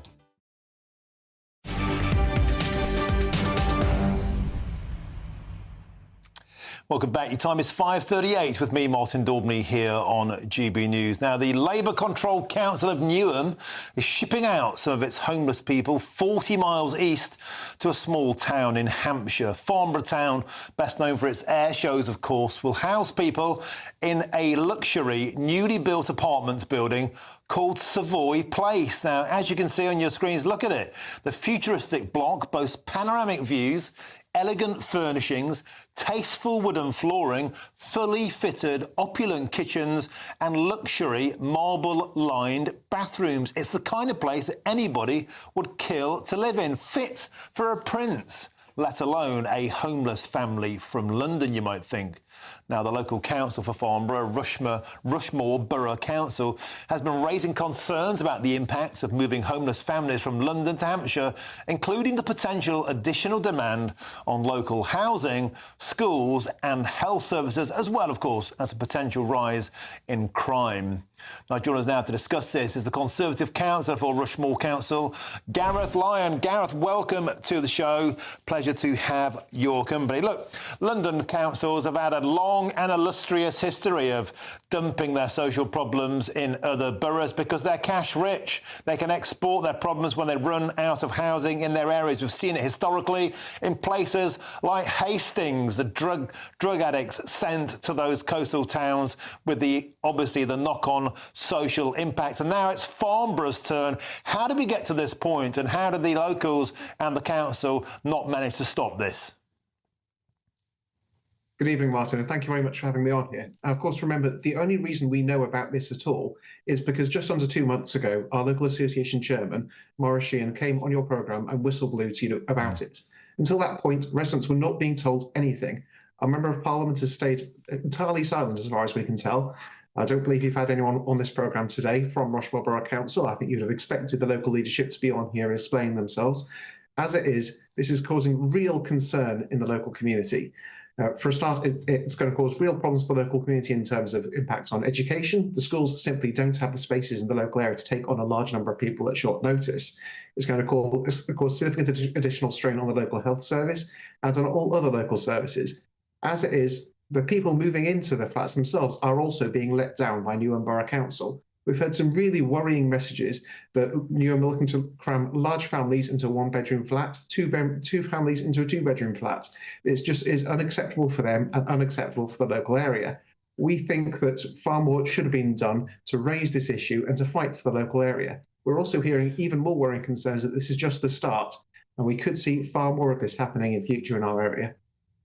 And Gareth, of course, this happens because London councils have a lot of money, and as I understand it, they've ended up paying way over the market rate to secure this property because they've got London money. Look, the whole country is experiencing London money buying up properties, but in this instance, it's being used to house homeless people. Now, 2 points. You're not against housing homeless people. In fact, Gareth, you would love to be able to use this block for housing people who are homeless from your own community, perhaps even including military veterans, but you've been priced out by a London borough, right? So there is a real shortage of private rented housing in the area, and having these well-funded London councils coming into the area and acquiring all the properties they can is only going to drive rental prices up. It's people at every level. We've got young aspiring professionals who are trying to get onto the housing ladder. We've got families who'd like to take on homes. And yes, we do have our own homeless issues in this area. What Newham are doing here is they're failing in their duties to their own residents, passing them on to Rushmore, passing all of the responsibilities for supporting those residents onto Rushmore and Hampshire, and at the same time inflating property prices in our area and depriving local residents of having the opportunity to be able to get onto the housing ladder. Now, Gareth, there are a couple of extra points I'd like to bring in here. I've done a bit of delving into Newham. You can see on your screen there, 280 grand these flats would cost if they ever came onto the market, which they haven't because they've been taken up by Newham.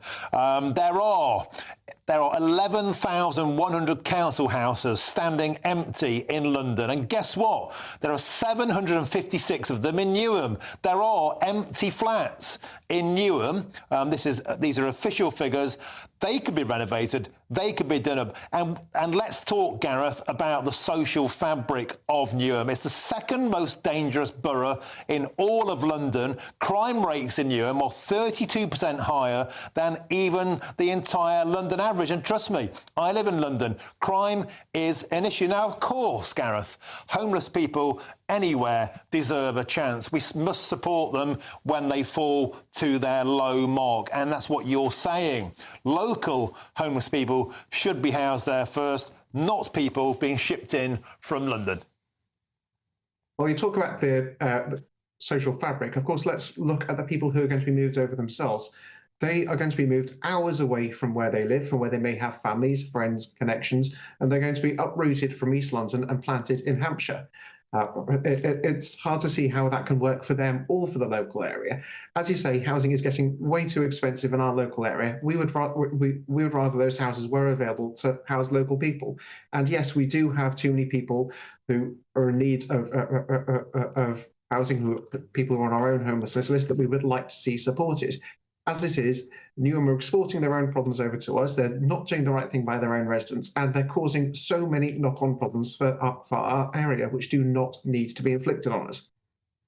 And Gareth, just to reiterate, because I'm in touch with a lot of people in your constituency on this story. I've been working on this story, as you know, for months to try and get some exposure on this. There is no resistance at all from local people to housing homeless people there. It is simply a matter of they are importing from outside the area, and the council has been bypassed because a London council has done a deal with a private property owner, and there's nothing that can be done. Has any anything been passed your way to mitigate this? Has there been any more money put into local services as a sweetener?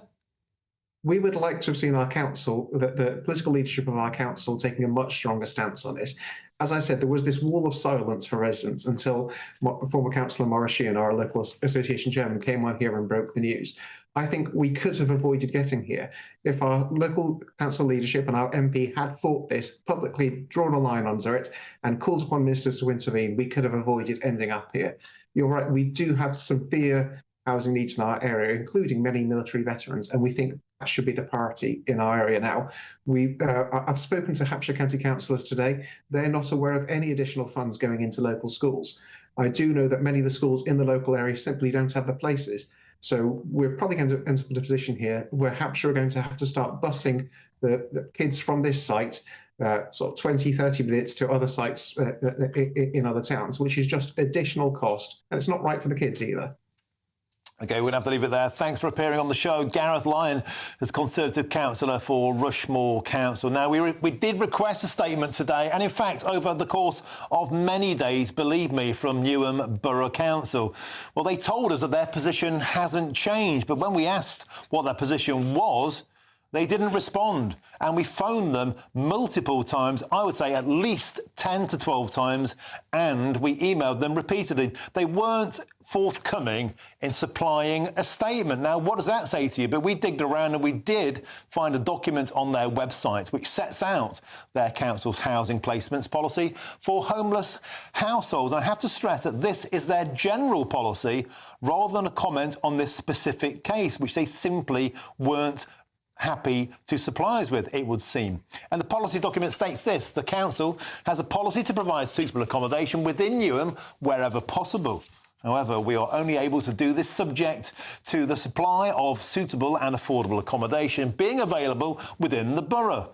Where it is not reasonably practical to provide accommodation within the borough, the council will take into account the distance to the accommodation from the borough and seek to place a household into accommodation as close to Newham as is practically possible. So there we go, clear as mud. Now, £8 for a pint, £12 for a curry-flavoured hot dog. Is it just me, or are Christmas markets completely and utterly rubbish? I'm being told it is just me. I'm Martin Daubney on GB News, Britain's news channel. Join me, Camilla Tominey, for a frank and honest discussion with those in power that cuts through the spin and gets to the heart of the issues shaping our nation. You haven't confirmed that you want to stand as leader, but you haven't ruled it out either. This report basically says that he's not fit to stand trial. Is he indecisive? Incompetent? I deliver the dose of reality Westminster needs. That's the Camilla Tominey Show at 9:30 every Sunday on GB News, the People's Channel, Britain's news channel. This is GB News, Britain's news channel. Catherine Richards and Jake Singleton-Hill featured on the reality show Love is Blind. Well, Catherine and Jake are joining us now in the studio for Saturday Morning Live. Thank you very much for joining us. And this is perhaps not the end result that people might have thought that they'd be seeing at this point, because you were both on the show, but you didn't fall in love in the pods, did you? No, we didn't. I rejected him.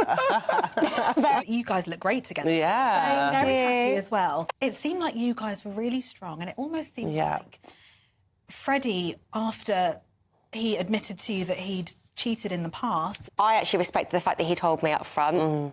I didn't even want to have that conversation, obviously. That was a conversation that we got told to talk about. And I respected his decision, but I think he felt that I was holding this grudge towards him that she really doesn't like, and which was not, and he knew this, because off camera we had many conversations where I was like, thank you for owning up, like, we can just move on from this. But if anything, I think he just felt guilty the whole entire time, and he put that on me, which is fine, but yeah, there's obviously a lot that people don't see. So for viewers who don't know, Love is Blind is where you go and seek love and romance, but you don't see who you're speaking to, right? No. So, Jake, why did you go on the show? My parents actually met in a very similar way. So my stepdad was texting my mum. He'd basically stolen the number off of a friend because the friend had met my mum in Blackpool, and they were texting for like 6 months. They'd never met. So that premise of how they got together and the marriage that they had was stunning. And to build a relationship not based on looks, before you met. I just found that just incredible. So do you believe in that concept? Is it lust or love at first sight? It's weird. It's a bit of both. I think, it's definitely a bit of both. And I always say, as you get older, your looks will change, but your personality will stay the same. GB News, the People's Channel.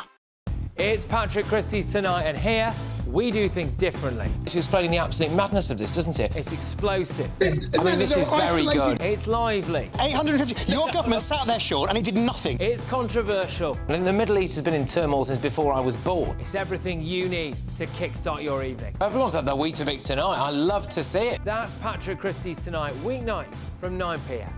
Only on GB News, the People's Channel, Britain's news channel.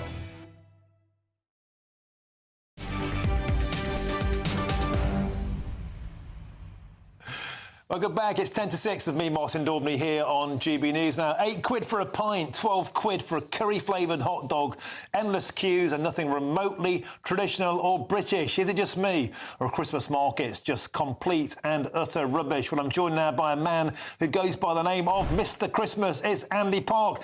Andy Wallop, here he is, Mr. Christmas, and you're raising a glass. You look magnificent, Andy Park, and I'm assuming you're going to tell me I am completely wrong and I'm bar humbug. Tell me why you like Christmas market. I do love Christmas markets. I like all that sort of stuff. You know, the flea markets, the boot sales, and even the fairgrounds. And I know you've got to pay over the odds, but you smell it, you like it, so you go and buy it. And there's just no getting away with it. You really, really got to have it. And also, you got to support these markets. Otherwise they might not be there next year. But Andy, the thing that gets my goat about them is I don't want a curry-flavoured hot dog. I want something British. Why does it all just feel like it's been imported and it's a bit kind of fake? There again, they want to sell their product. You want to buy something Christmassy, go there with 2 or 3 kids. They're going to want something as well. So got to buy it, and you just got to do it. It don't matter if it's curry or makeup stuff or whatever. It looks good. I'm sure it tastes good. Well, I don't know what you got in your glass there, Andy, but you're certainly in very, very good spirits. Tell us about your perfect Christmas. We've got a quick minute. Well, my perfect Christmas is getting up in the morning, rushing down the stairs, having a breakfast, 3 mince pies, glass of sherry, open a couple of prezzies I wrapped up the night before. Just celebrate Christmas, as the day goes by. Fix me roast up, turkey roast. Sit down at 5 to 3, eat the dinner. Well, start eating the dinner, of course, and of course watch the Queen's speech as well, or the King's speech. Wrap a few presents up for the next day. Just go ahead, do a bit of shopping, open the doors, get the neighbours in. Just have a good time any day of the year. You should come here actually and have Christmas dinner with me. Would you like that, Martin? Would you? That'd be lovely, but I think I might get a divorce on Boxing Day. That's the problem. I'll tell you what, Andy, do you like doing that thing where you set fire to a Christmas pudding with half a bottle of brandy? Because last year I almost set fire to my father-in-law. Well, yeah, it's good fun. I've seen a few accidents. I've seen a few things go wrong. You pour the brandy on it, But it's there again. It's a tradition, isn't it? You got to do it. Go for it, Andy man. Park, we're going to have to leave it there. Andy Park certainly does wish it was Christmas every day. Looks like it is. Beautiful, man. Always a pleasure. Thank you very, very much. Now, it's time for our poll of the day. We asked, do you want to bring back the return of Asbos? 78% said yes. They would like to see Asbos back. 22% said no. That's me told. I think they're a complete waste of time. Now, up next is Jubes & Co. I'll be back 3 till 6 p.m. on Monday. With Miriam Cates this week, it's Cates & Co. Thank you for your coming this week. It's been tremendous. Power to the farmers. Have a fantastic weekend. And now here's your weather with Aidan McGibbon.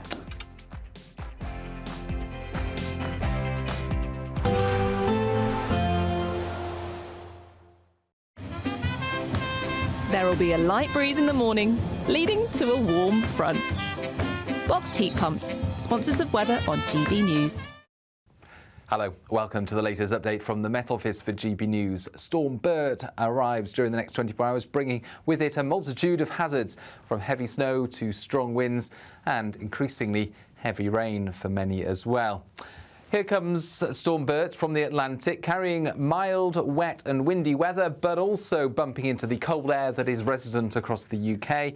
And that means that by midnight, the rain is reaching Northern Ireland, but it's turning to snow. for many, and likewise mid to North Wales will see some snow predominantly over the hills. Quickly, though, the mild air arrives and turns that back to rain by dawn, and it will be heavy rain for Wales, Northern Ireland and the southwest, accompanied by increasing winds, a risk of gales in places.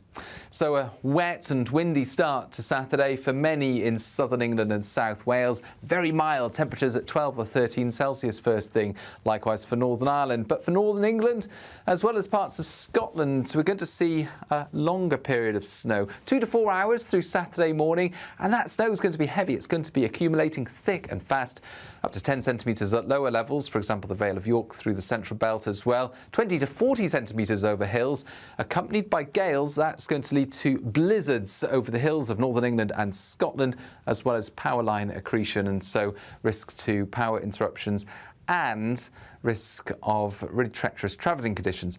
But by the middle of the afternoon, much milder air arrives, turning that snow back to rain and resulting in a rapid thaw with the risk of flooding in places. The rain continues to build up across many western and southern parts of the UK at first on Sunday. More than 100 millimetres possible for Dartmoor, the mountains of South Wales, and it's a windy day for many on Sunday as well, with further gales. The south coast as well as the far northwest, much quieter weather arrives for the start of next week. A nice bright morning will generate a lovely warm day, right through to the evening. Boxed Solar, sponsors of weather on GB News. The latest GB News travel. Good evening, I'm Johnny Ratner. Long delays up in Lancashire continue, heading north up the M6. The inside lane remains coned off from junction 28 to 29 towards the M65. Emergency repair works continues, taking about half an hour to get through. Really slow heading west out of London on the M4. That was after a lorry caught fire just before junction 3, the Hayes turn-off. It's still queuing back onto the A4 through Chiswick on towards the Hogarth roundabout, looking at the cameras. On the M1 in Bedfordshire, one lane's closed northbound just before junction 11A. It's the inside lane blocks off south of the Dunstable Northern bypass by an accident. And the M3 really slow northbound in Hampshire from junction 12 to 11 towards Winchester, an obstruction of some kind blocking off the inside lane. And East Sussex, the A22 at Wych Cross is partly blocked where a car has caught fire. And that's the very latest. You can stay up to date throughout the day by visiting our website, gbnews.com. Why go out on a Friday night when Friday night comes straight to your home? Talking about? Join me and my A-team of top pundits. Chemistry tonight is electric. As we tackle the big stories of the day with wit, insight and fearless energy.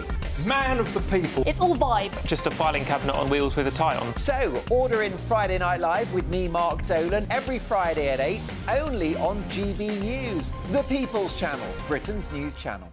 Good Afternoon Britain isn't just about us. The wonderful thing about this programme is it's about everyone watching. It's an interactive programme. Well, there absolutely is something to see here, and we're going to be talking about it more. Whether it's breaking royal news, Will, please bring us up to date. or indeed a particularly punchy speech in the House of Commons, Very, very curious. we bring it to you live, and then we bring you live reaction as well. That's Good Afternoon Britain, weekdays from midday. Only on GB News, the People's Channel, Britain's news channel.